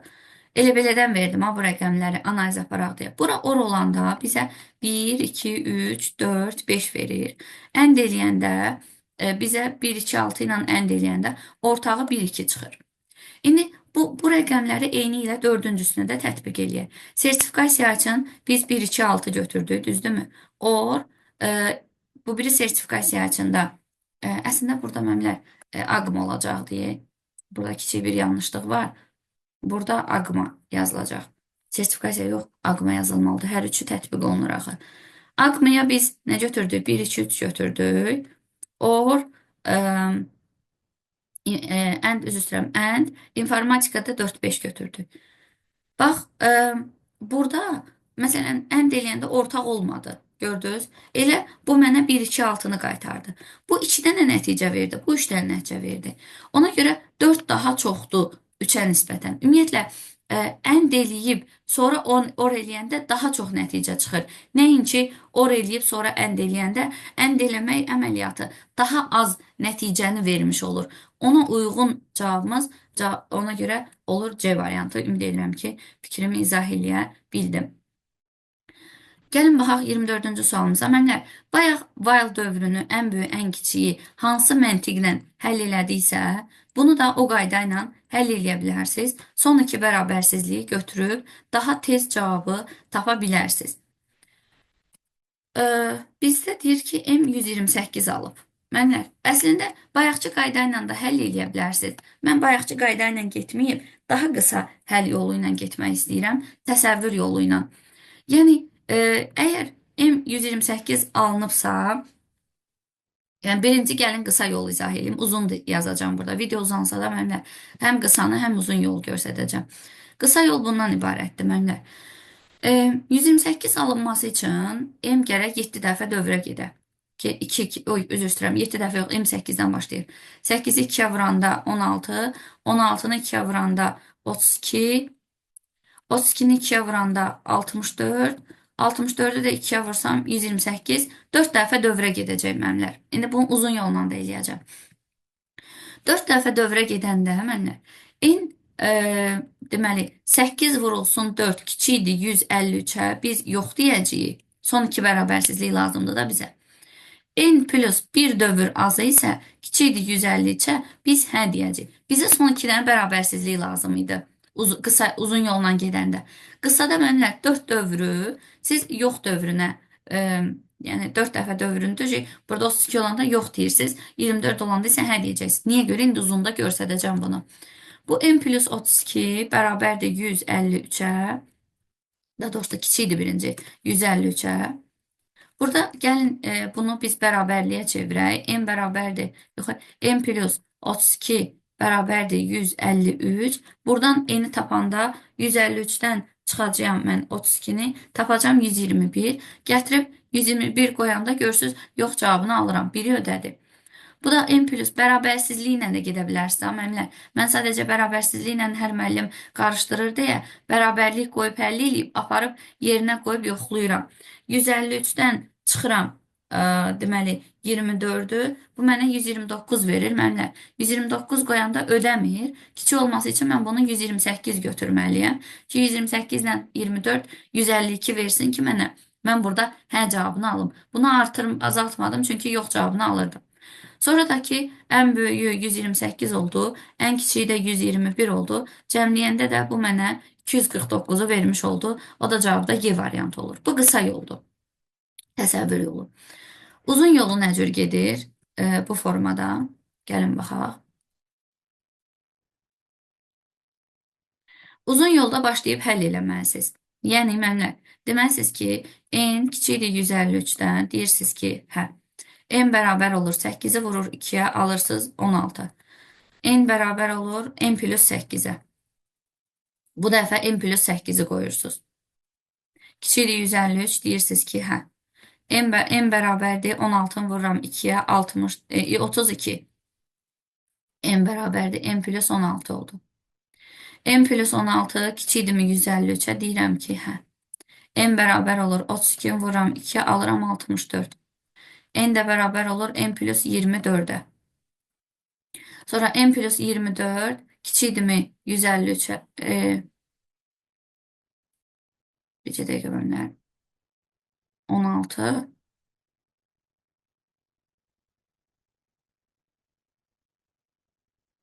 Hə, biz 128 alırıq da, düzdür. 24 kiçikdir 153-ə deyirsiniz, hə? Evdim 64 alırıq. 150, 128 alana qədər davam edirik. 128 n plus 32 olur. 8 artıranda n plus 32 kiçikdirmi 153-ə? Bu dəfə deyirsiniz, yox. Baxın, məmnlər, son iki bərabərsizliyimiz n plus 153-ə yox dedik. Gördünüz? 24-ü isə 8 vur 3, 24-ü isə hə dedik. Son iki bərabərsizliyi burada təsəvvür eləmişdik. Burada isə uzun yolla son iki bərabərsizliyi aldıq. Bunu tənliyi həll edəndə biz enə 129 alırıq. 129 ödəmir, 128 götürdük.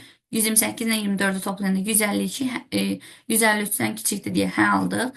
Burada da ki 121 aldıq. 121 qoyanda da elə birbaşa yox cavabını verir deyə bizə.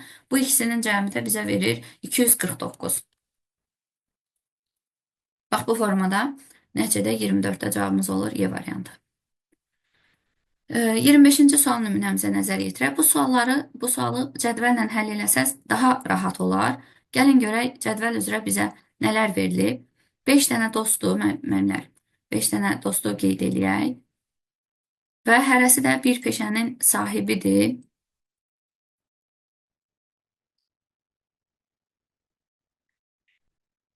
2, 3, 4 və 5 və peşələrini də burada qeyd eləyək. 5 dənə peşədir. 1, 2, 3, 4 və 5. Deməli,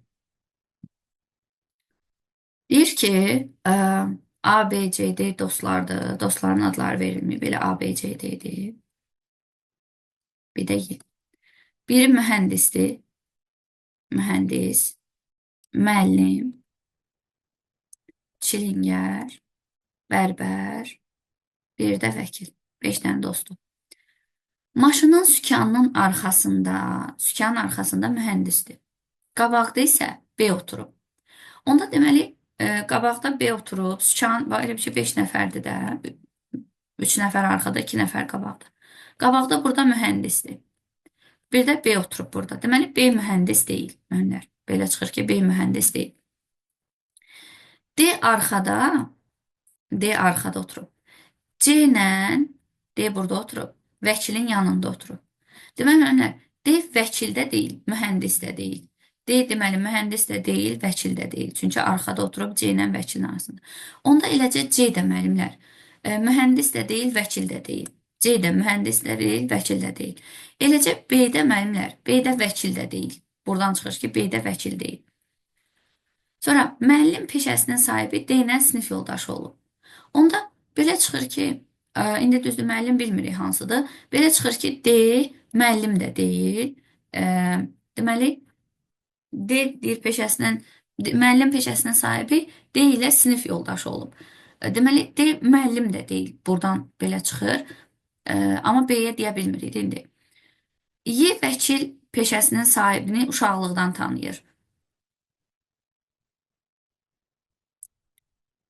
Aha, Y vəkil peşəsinin sahibini uşaqlıqdan tanıyır. Onda deməli müəllimlər Y belə qabaqda oturan imiş da, mühəndis imiş. Vəkil peşəsini çoxdan tanıyırsa, vəkili çoxdan tanıyırsa, hansı qalır? Vəkil olunda olur avtomatik A. Deməli, Y vəkil peşəsini uşaqlıqdan tanıyır. Y deməli vəkil də deyir. Avtomatik vəkil olan oldu A. Gördünüz müəllimlər, burada da çıxır ki A'dır. Demək, bu artıq heç biri olmayacaq. Y mühəndis olacaq. Bu birlər daha heç biri olmayacaq. D və B çilingər peşəsi ilə məşğul olmur. D ilə də B çilingərə minus qoyanda D bərbər olur. D bərbərdirsə B müəllim olur. Bir B peşəsinin sahibi kimdir? Müəllim. Buradan da çıxır ki, C-də çilingər olur.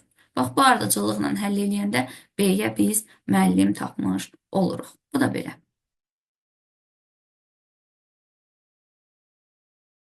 Davam edək mənlər 26-cı sual nümunəsi ilə. 26-cı sual nümunəsində 2 yolla həll edəcəm. 1. Riyazi məntiqə aid olan sual nümunəsidir. Qanunların sadələşdirilməsi. Bir qanunlar yolu ilə həll edəcəm sizin üçün. İndi kimlər ki aramızda qanunları bilir, tam başa düşəcək məni. Bir də qanunlarda çətinlik çəkənlər üçün digər bir yolu izah edəcəm. Deməli, gəlin bunu sadələşdirək. Sadələşdirmə zamanı nə edirik? A-nı olduğu kimi saxlayırıq.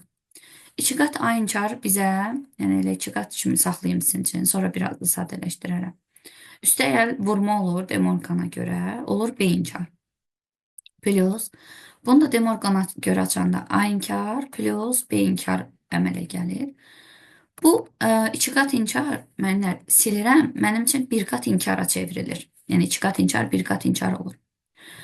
Bu vurmalı ifadədə dəyə bilmərəm, buna da dəymirəm. A-la A inkar mənlər. Biz bilirik ki, qanun olaraq A-la A inkar bizə 1 verir. Elə bilin ki, 1-in üstünə gəlirəm, A vurulsun B inkar plus B inkar. Qayda belədir ki, əslində davam eləməyə ehtiyac yoxdur. 1-in üzərinə nə gəlirsə, avtomatik cavab 1-dir. Amma davam eləsək, 1 plus B inkarı mötərizə xaricinə çıxarsaq, A plus 1 qalır. Bura mənə 1 verir. 1-in üzərinə B inkar gələndə mənlər, B inkarı 1-ə vuranda B inkar alınır. 1-in üzərinə B inkar gələndə elə bizim üçün 1 alınmış olur. Qanunlarla bir sətir içərisində, saniyələr içərisində həll eləmək olur. Əgər qanunlarda çətinlik çəksəz, məcburuq biz bunun digər uzun yolu ilə həll eləməyə, uzun yol həlli yolu bunun doğruluq cədvəlini qurmaqdır.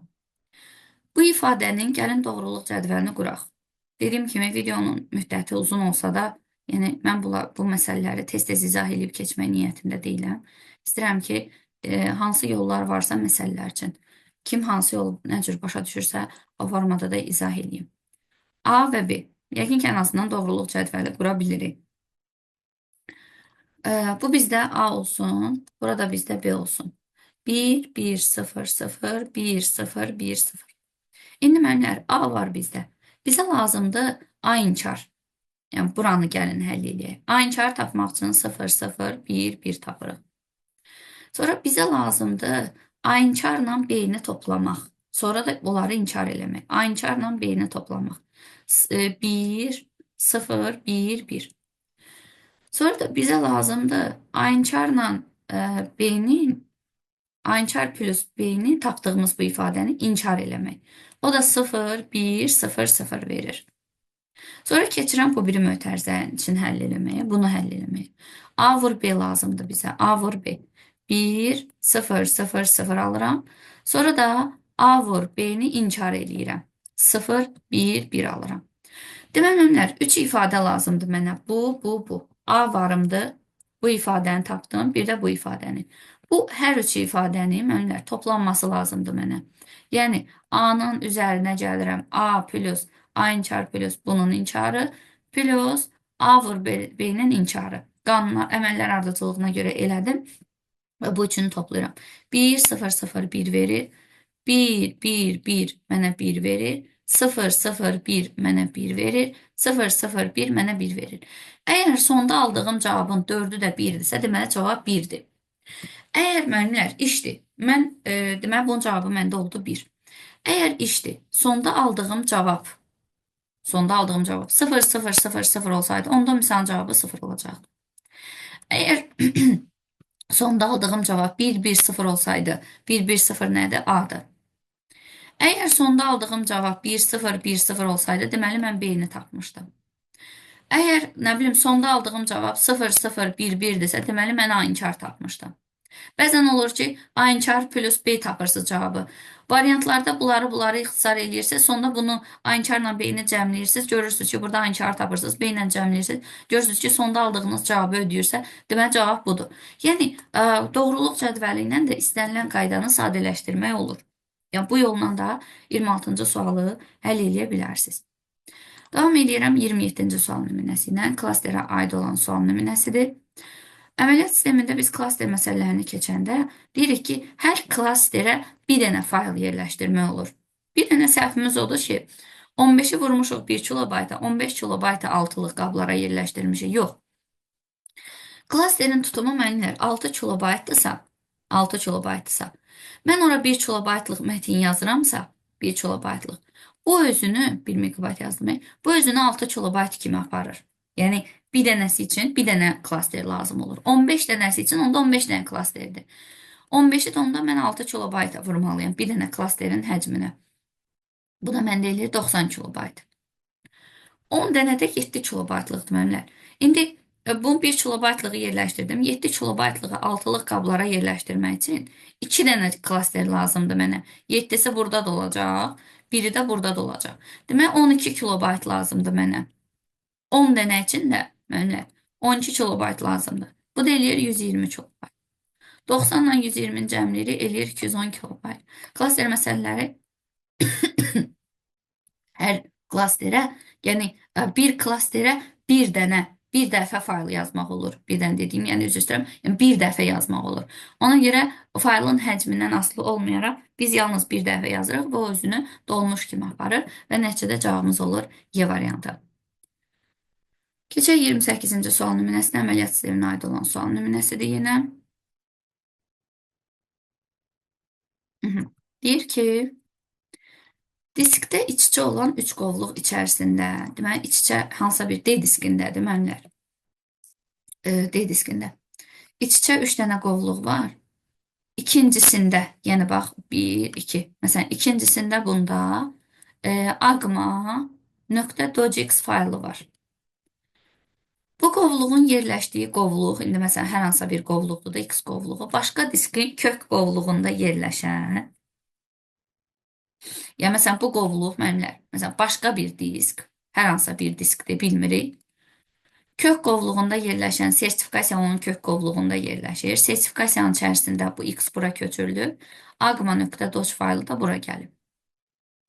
Onda deməli müəllimlər D olmaz, D diskindən çıxıb ücək.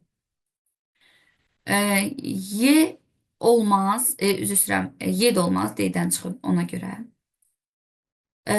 C variantı ona görə olmaz ki, deyir ki, burada həmin əgər qovluğumuz bir dənə qovluq olmalıdır da. Burada sertifikasiyadan sonra 2 dənə qovluq var. D ona görə olmaz. Y ona görə olmaz ki, 3 dənə sertifikasiyadan sonra yenə demək olar ki, 2 dənə qovluq var. Eyni məntiqdir əslində sual olaraq. Bu da olmaz. Deməli cavabımız B olacaq. Demək C diski imiş ki, burada da bir dənə hər hansısa bir qovluq var imiş ki, nəticədə bunun içərisinə köçürülür və cavabımız olub 28-də B variantı. 29-da müəllimlər, əgər bunlar hal-hazırda açıqdırsa, deməli burada da məndə Paint açıqdır, PDF proqramı açıqdır. Deməli, bu altından xətt çəkilmənin məntiqi odur ki, hal-hazırda həmin proqramlar açıqdır 29-cu sual nümunəmizdə. Protokol nədir müəllimlər? Protokol ünsiyyət dilidir. Şəbəkədəki komitələrlə bir-biri ilə ünsiyyət dili, yəni bir-biri ilə hansı qaydada, hansı formada bir-birinə ünsiyyət edəcəklər. Proqram deyil, server deyil, xidmət də deyil. Protokol, yadda saxlayın ki, şəbəkədə komitələrin bir-biri ilə ünsiyyət dilidir. Bu sual nümunəsi nə cür nümunəsi həll olunur? Deyir, şəkildə verilmiş nömrəsi 1 olan, bax bu. Hansı komitələr eyni şəbəkədə yer almışdır? Müəllimlər, şəbəkə nömrələri eynidirsə, deməli eyni yer alıblar. Yəni biri o birisinə məlumat göndərə bilir. Şəbəkə nömrəsini tapmaq üçün də birinci gərək sinif tapılar. Sinifdən onun subnet maskı tapılar. Buna girsəm gərək, bunu geniş izah eləsəm gərək bir yarım saatlıq bunun dərsini izah eləyəm. Bunun sinifi müəllimlər olur C sinifi. C sinifinin subnet maskı ümumiyyətlə biz bilirik ki 255.0-dır. Onda deməli bu 192, 168, 1.0 bunun şəbəkə nömrəsidir. Network ID deyirlər, şəbəkə nömrəsidir. İndi hansıları ki 192, 168, 1-dirsə, onda onlara məlumat göndərə bilər. Və məsələn, bu 169-dur. Yox, 192, 168, 1 olmalıdır. Axırıncı rəqəm önəmli deyil. İlk 3 rəqəm önəmlidir. Demək, buna da ötürə bilmir 169-dur. Buna da ötürə bilmir 169-dur. Bax, 192, 168, 1, 192, 168, 1. 3 ilə 6-ya ötürə bilir və nəticədə cavabımız olur Y variantı. 31-ci sual nümunəsində. Davam edən müəllimlər 32-ci sual nümunəmizlə rekursiv tiplərə aid olan bir sual nümunəsidir. Gəlin addım-addım nəzər yetirək. Əslində baxan zaman çətin görsənir, amma rekursivlərin məntiqini bilən bir müəllim bu sualı çox rahatlıqla yaza bilər. Deməli, D5, M5 ilə müraciət edirik. M5, burada bizdə Y bərabər olur 5-ə. Y 5-dir. If şərti ödəsə, Y qaytaracaq. Ödəmədiyi halda 5 deyirik kiçik 3-dən, deyirik ki, yox, ödəmir. Ona görə return bizə qaytarır, R yazıram. Yəni return qaytarır bizə nəyi? 5 plus M 5-dən ikisini çıxanda M3 plus M4. Həmişə gedib böyüyü axtarmalıyıq. Böyüyün içərisində həmişə kiçik tapılır. M4-ü axtaran zaman burada bizə Y4-dür. Biz bilmirik də M3-dən M4-dür. 4 kiçik 3-dən deyirik ki, yox. O zaman return bizə qaytarır nəyi? 4 plus M. İkisini çıxıram. M2 plus M3. Biz burada yenə M3'ü bilmirik. Ona görə M2-ni, M2-ni, M3'ünü bilmirik. Gedirik M3'ü axtarmağa. M3'ü axtaran zaman Y bərabər olur 3-ə. 3 kiçik 3-dən deyirik ki, yox. Onda R bizə, return bizə qaytarır. 3 plus M1 plus M2. Və biz burada M1 ilə M2-ni bilmirik. Gedirik M2-ni axtarmağa. M2-ni axtaran zaman Y2-dir. Avtomatik bizə deyirik ki, 2 kiçik 3-dən deyir, hə, return 2-ni qaytarır, yəni Y-i. Yəni M2-yə 2 qaytarıldı. M2 oldu burada bizim üçün 2. Gedib indi M1-i axtaranda, Y 1-dir. 1 kiçik 3-dən deyirik, hə, return 1-i qaytarır, M1-i. 1 qaytarır. Və bu cəm 3, 1, 2, bu cəm bizə 6 verir. Return M3-ə 6 qaytarır. M2-yə 2 qaytarmışdı. Cəm bizə burada verdi 12. Return deməli M4-ə 12 qaytaracaq. M3-ə 6 qaytarıb. Və bu cəm deməli 11, o da 12, bizdə eləyəcək 23. Ona görə 32-ci sualımızın cavabı olacaq A variantı. Davam eləyək 33-cü sual nümunəsi ilə. Bu sual nümunəsinə konkret qayda deyəcəm. O qaydaya əməl eləsəz, bu tipli sual nümunələrini həll edə bilərsiniz. Fikir veririk ki, while dövrünə aid olan sual nümunəsidir. Deyir, A 3-ü çap edib, B də 8-i çap, üzr istəyirəm, 6-ını çap edib. Və 8-ə bölə-bölə getmədi deyə, deməli 8-lik say sisteminə çevrilmə əlamətidir. 8-lik say sisteminə çevrilən zaman bizdə burada 8-lik say sisteminin rəqəmləri bizdə 0-dan 7-yə qədərdir. Bu əlamətdə müəllimlər təklik əlamətidir bilirik. İndi söhbət də 3 rəqəmli ədəddən gedir. Hardan bilirik? Əgər dövr 3 dəfə baş veribsə, A 3-ü çapa göndəribsə, deməli bura 3 dəfə dövrə gedib. Deməli 3 rəqəmli ədədin 8-lik say sistemindəki bir ədəddən söhbət gedir. Amma bura 10-luq say sistemində bir ədəd daxil eləmişik. Hər dəfə 8-ə bölə-bölə 8-lik say sisteminə bir ədədə çevirib və 6 alınıb. Ədədin rəqəmləri cəmi 6 alınıb 8-lik say sistemində. 8-lik say sistemində 3 rəqəmli ədədi tapacağıq, rəqəmləri cəmi bizə 6-nı versin. Sonra onu 10-luğa gətirəcəyik. Yaxşı, tək ədədlər içərisində, müəllimlər, söhbət də bizdə ən böyükdən gedir. Ən böyük tam onluq ədəddən söhbət gedir. 8-lik say sistemində rəqəmləri cəmi bizə 6 verə biləcək ən böyüklər 5 ilə 1-dir. 7-ni götürə bilmirəm. Söhbət tək ədədlərdən gedir. Cütü də cütün içərisində ən böyük axtarıram deyə ən böyük də cüt götürəcəyəm. Bir də 6 götürəcəyəm. Və çünki cüt burada əlaməti ödəməyəcək deyə sadəcə, yəni dövrdə iştirak eləyəcək, dövr eləyəcək. Sadəcə amma, yəni bura düşüb o cəmdə iştirak eləməyəcək, təklidir. Amma ən böyük ədəd üçün ən böyük cütü götürürəm. Bu 3 dənə ədəddən ən böyük ədəd 615 düzəldə bilərəm. Onu da 8-lik say sistemindən 10-luğa gətirəndə, deməli 6 vurulsun 8-in kvadratı, 1 vurulsun 8 üstü 1, 5 vurulsun 8 üstü 0, bu da bizdə eləyəcək 425. Yəni qayda hər zaman belədir. Bu tipli suallarda 7-lik olsa 7-lik üçün axtaracaqsınız. Yəni sadəcə ən böyük, ən kiçik ədədi bu rəqəmlər içərisində düşünmək lazımdır. Ədədin rəqəmləri cəmi 6-nı versin. Və 1 ilə 5 mənə 6-nı verir. Bu 6 iştirak eləməyəcək çünki cütdür. Ancaq burada təkləri cəmləyir. Təklərin cəmi bizə 6-nı verməlidir. Baxın 33-cü sual nümunəmizin məntiqi bundan ibarətdir. Sonra 34-cü sualımız deyir ki, PowerPoint hansı məqsədlə istifadə edir? Hesablama aparmaq üçün deyil, cədvəl tərtib eləmək deyil, şəkil çəkmək deyil, təqdimat hazırlamaq, mətn hazırlamaq deyil. Təqdimat hazırlamaq, slaydlar tərtib eləmək, yəni PowerPoint proqramı bunun üçün istifadə olunur. Deyir ki, 35-ci sual nümunəsində ikili yazılışında 5 ədəd, deməli, baxaq, ikili yazılışında 5 ədəd 1 olan ən kiçik 4 rəqəmli 8-li ədədi müəyyənləşdirmək lazımdır. Deməli, 4 rəqəmli olsun müəllimlər. İkili yazılışında da 5 dənə 1 olsun. 5 dənə 1, ən kiçik. Müəllimlər, üzr sayın. Ən kiçik deyirsə, onda belə eləyə bilərik də. Biz ikili yazılışında, yəni bura biz 7-ni qoyarıq ki, yəni 7-ni əvvələ qoysam ən böyük sayılar. Bura 7-ni qoyaram ki, ən kiçik olsun. E, Burada bir dənə birdən istifadə eləyərəm ki, bir dənə bir burada olsun. Məcburən bura bir qoya bilmərəm, 0 qoyuram ki, bu ikili yazılışında bu 001'dir. Bu ikili yazılışında 000'dır. İkili yazılışına çevirəndə 000. Burada 3 dənə yox qoydum. Bu 7 3 dənə bizə 1 verdi. Burada bir dənə 1 qoyaram ki, müəllimlər, bu da bizə 001 versin. Deməli, nəticədə baxın, ikili yazılışında 3 dənə burada, bir dənə burada, bir dənə də burada, 5 dənə 1 var. Ən kiçik ədədimiz B variantı olmuş olur. Yəni bunu, yəni əgər tapa bilməsəniz, ən pis vəziyyətdə variantla da gedə bilərsiniz. Təhlükəsizlik mövzusuna aid olan bir sual nümunəmizdir. Deyir ki, Python sözündəki hər bir hərf özündən 4 mövqe məsafədə yerləşən hərflə şifrələnib. Gəlin baxaq. Pythondan 4 hərf bu tərəfə götürəcəyik. Puldan 4 dənə hərf 1, 2, 3, 4, müsbət 4'dür deyə sağa doğru götürürük. Olur, T ilə başlayacaq. Müəllimlər, həmişə bir əvvəlinə baxın, bir arxırına, bütün hamısını eləməyin.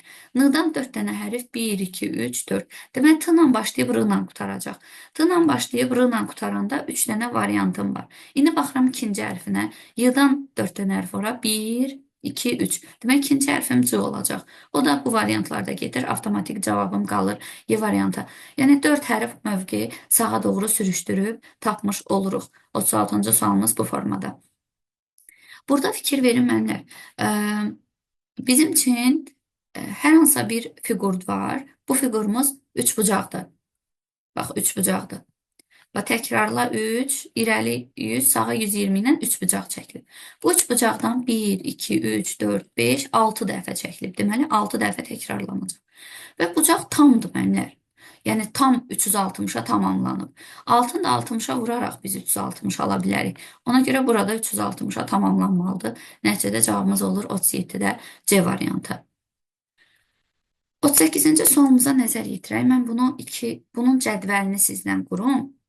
Bunun cədvəli nə cür qurulur? HTML bölməsinə aid olan bir sual nümunəsidir. 38-ci sual nümunəmiz. Sonra da doğru fikirləri seçərik içərisindən. Birinci nəzər yetirək ki, müəllimlər, table, yəni qalınlığı 3'dür, burada bizə bildirir. Bu önəm daşımır. TR bir sətirdir, bu da TR ikinci sətirdir. Deməli, bizim 2 dənə sətirdən ibarət bir cədvəlimiz var. Bu birinci sətir. Birinci sətirdə deməli şəhər var. TH ilə qeyd olunur. Müəllimlər, TH, mən hətta biraz sizin üçün bunu biraz böyük çəkeyim. TH-ın məntiqi odur ki, qalın yazır. TH-ın TD-dən fərqi. Qalın və mərkəzdə yazır. Şəhər, ölkə və qitə. Amma TD-nin fərqi odur ki, o birisində isə, ikinci sətirdə isə qalın yazacaq. Bakını amma bu küncdən yazacaq. Bakı bu formada mərkəzdən yazılmır, küncdən yazılır. Sonra normal formada Azərbaycan yazılacaq, qalın yazılmayacaq, küncdən yazılacaq. Bir də Asiya. Bu formada belə bir cədvəl olacaq. Bu bizə bunu ifadə edir. Belə bir 2-nin 3'ə bir cədvəldir. Deyir ki, 3 sətir 2 sütundan ibarətdir. Xeyr, 2 sətir 3 sütundan ibarətdir. 2 düzdür. İkinci sətrinin 3-cü sütunda Asiya sözü əks olunur. Düzdür. İkinci sətrinin 3-cü sütun düzdür. İkinci sətrinin birinci elementi qalındır, düzdür. Axırıncı xəttinin qalınlığı 1'dir, düz deyil. İkinci sətrin ikinci elementi kursivdir, yox müəllimlər, düz deyil. Ona görə cavabımız olacaq 38'də Y variantı. Daha sonra 39-cu sual nümunəmizə baxaq. Bu sual nümunəsinin məntiqi ondan ibarətdir ki, müəllimlər, e, deməli, məsələn, burada ən böyük qüvvəti götürmək lazımdır və bizə ən böyük rəqəmə bərabər eləmək lazımdır. Yəni, nə demək istəyirəm? Məsələn, sual verirəm ki, müəllimlər, nümunə bir, kiçildilmiş bir nümunə göstərmək istəyirəm sizə. 2 üstü 10 plus 4, bu neçə rəqəmli ədəddir? Siz də deyirsiniz ki, müəllimə, 1 yanında 10 dənə 0 bu deməkdir, düzdürmü? İkili say sisteminə çevirəndə. 2, 4, 6, 8, 10. 4-dəki biz 1, 0, 0 edirik və 0, 0, 1, 0, 0, 0, 0, 0, 0, 1, 2, 4, 6, 8, bir dənə 0 yadımdan çıxdı. Mənlə 2, 4, 6, 8, 10, 2, 4, 6, 8, 10. Hə, 11 rəqəmli ədəddir. 11 rəqəmli ədəddir. Mən əslində bunu heç alt-alta toplamadan da buna baxan kimi deyə bilərəm ki, 11 rəqəmli ədəddir. Niyə görə? Ən böyüyünə görə. Bu mərtəbə sayına toplanmada iştirak edir, amma mərtəbə sayına təsir eləmir. Məsələn, buna deyirəm ki, 11 rəqəmli ədəddir.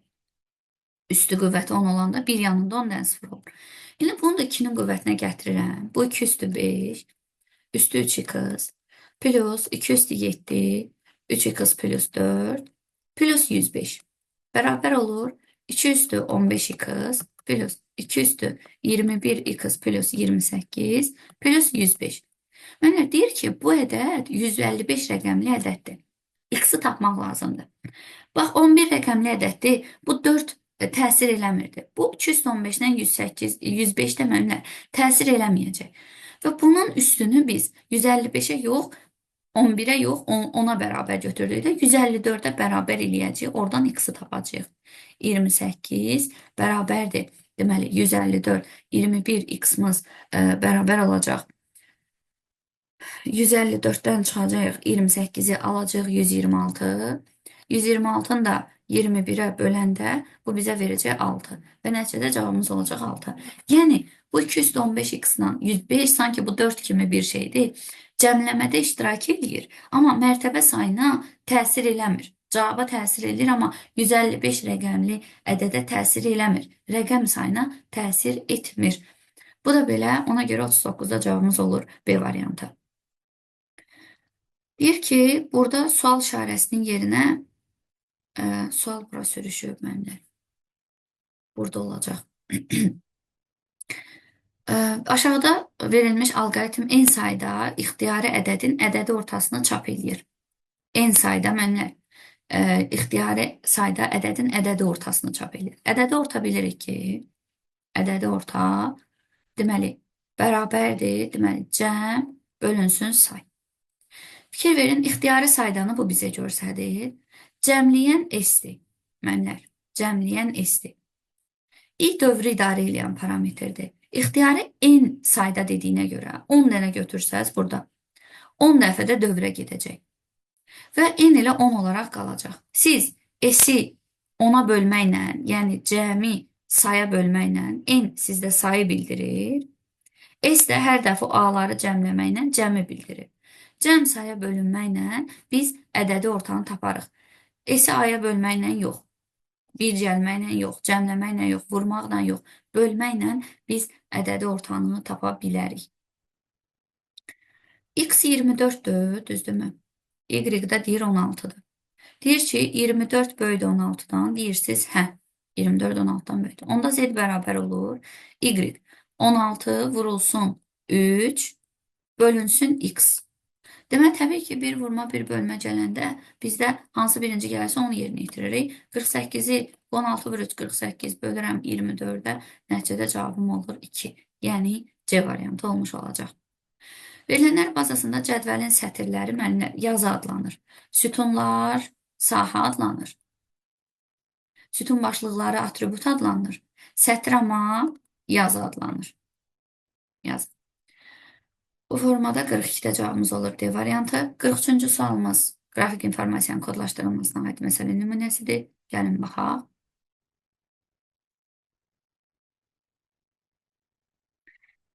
Piksellər verilib və bizdən deyir ki, rəng çalarların maksimal sayını istəyir. Gərək n bərabərdir 2 üstü i-ni istəyir, i-ni tapaq.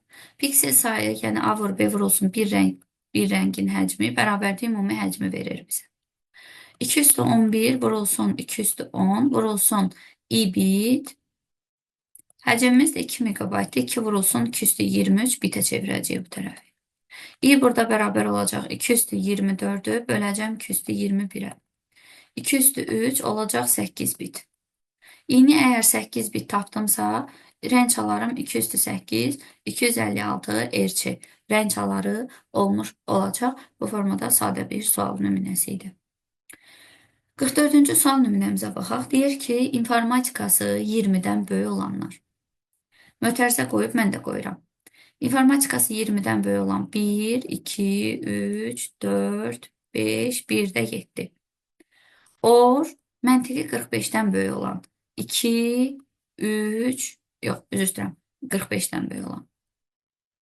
45-dən böyük olan 2, 5, 2, 5, 45-dən böyük bitdi. 2, 5'di bir dənə. 2 ilə 5. Sonra and xarici dili 21-dən böyük bərabər. 21-dən böyük bərabər olan 1, 2, 6, 7, 8. Mənlər or əməliyyatı birinci mötərizə vardı. Or əməliyyatını yerinə yetiririk. Birləşdirir. 1, 2, 3, ikisinin də bir yerdə birləşdirir. 6 yoxdur, bir də 7. And əməliyyatı isə and eləyib 1, 2, 6, 7 və 8 eləsəm ortağını götürəcək. Hər ikisində 1 var, hər ikisində 2 var və hər ikisində 7 var. Ona görə ortaq bizə 3 verəcək. Yəni and ortaq götürür, or birləşmə.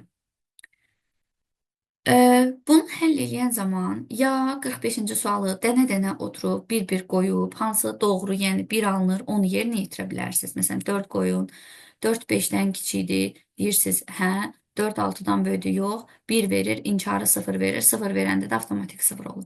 4 3 qoyanda cavabı 0 alıram. Deməli, mənlər, biz burada doğru qiymət alınması üçün buranın da, yəni birinci bu tərəfdə gərək 1 ola, vurmada bu tərəfdə gərək 1 ola. Yəni əslində 4 3 bu tərəfi 1 ödəyir, amma buranı ödəmək üçün bunu siz inkar eləyəndə məmlər De Morgan tətbiq eləsəz, x kiçikdir 5 inkar eləyəndə böyük bərabər 5 olmalıdır və toplama vurma olacaq. X kiçik bərabərdə 6 olmalıdır. Məmlər 5'dən böyük bərabər 6'dan kiçik bərabər məntiqlə bir dənə 5'dir. Yəni 5 bunu da ödəyir, 5 bunu da ödəyir. Ona görə cavabımız 5'dən böyük olmalıdır. 4 3 götürə bilmərəm. 6'dan da kiçik olmalıdır. Burada da biz altını da əslində götürə bilərik. Mənlər deyirsiniz ki, bu altını da ödəyir. Amma 6 6'dan kiçik olmadığına görə 6 bu ikinci tərəfi ödəmir. Ona görə biz 45'də ancaq 5'i götürə bilirik. Baxılmış zaman anında dəyişən modellər dinamik modellərdir. Amma dəyişməyən modellər statik modellər adlanır. Pasiv model deyə bir şey yoxdur. Belə bir modellərdə toxunulmur. İndi gələk 47-ci sual nümunəsinə baxaq. Bu sual nümunəsində konkret bir qaydası var. Birinci nə edirik mənlər? Birinci, hər təpədən neçə dənə til çıxır, ona nəzər yetirmək lazımdır. D təpəsindən 2 dənə til çıxır. Y təpəsindən 3 dənə. G təpəsindən 2 dənə. C təpəsindən 2 dənə. F təpəsindən 3 dənə. B-dən 3 dənə. A-dan da 3 dənə til çıxır. Və burada da sətr üzrə qeyd edirik. M1 təpəsi bilmirik hansıdır. 2 dənə tili var. 2 dənə xana ilə yolu, 2 dənə təpiyə yolu var deyə. M2-də 3 dənədir. 1, 2, 3. M3-də də 3 dənədir. 1, 2, 3. M4-də 2 dənədir. M5'də 2 dənədir, M6'da 3 dənədir, M7'də də 3 dənədir. Sütun üzrə də yazıram. 2 dənə, 3 dənə, 3 dənədir, 2 dənədir, 2 dənədir, 3 dənədir və 2 dənədir. Üzr istəyirəm, 3 dənədir. Bu formada bunlar hansısa bir təpələrlə uyğunlaşdırılır. Bizə B-dən Y-yə məsafə lazımdır. Yəni, ancaq B ilə Y-ni tapsam mənə kifayətdir. B görürəm ki, 3 dənə qonşusu var, 3'ü də üçlüdür. Məsələn, deyirəm ki, sən B-sən. Məsəl üçün də mənimlə gəlin yoxlayaq. Üçlülərə, bu üçlərdən buna deyirəm ki, B-sən. Gedib yoxlayıram. Bir qonşusu üçlüdür, bu qonşusu da üçlüdür, bu qonşusu da üçlüdür. Deməli, düz tapmışam mənimlər. Bu elə B olacaq. Məsələn, buna B deyə bilmirəm. Niyə görə? Çünki bir qonşusu ikilidir, biri üçlüdür, biri də ikilidir. Deməli, buna B deyə bilmərəm. B-ni elə düz tapmışam. Üçlülərdən də birinə müəllimlər, e, yəni bu üçlülərdən ya M3, ya M6, ya da M7-dən hər hansısa biri Y-dir müəllimlər. Çünki B-Y ilə əlaqəsi var. M3-ə desəm ki, bəs sən yesən, M3-ün 2 dənə e, mənə Y-nin 2 dənə ikili qonşusu, bir dənə də üçlü qonşusu var. Baxaq görək, bax, bunun bir dənə ikilidir, üçlüdür. Yəni bir də ikilidir.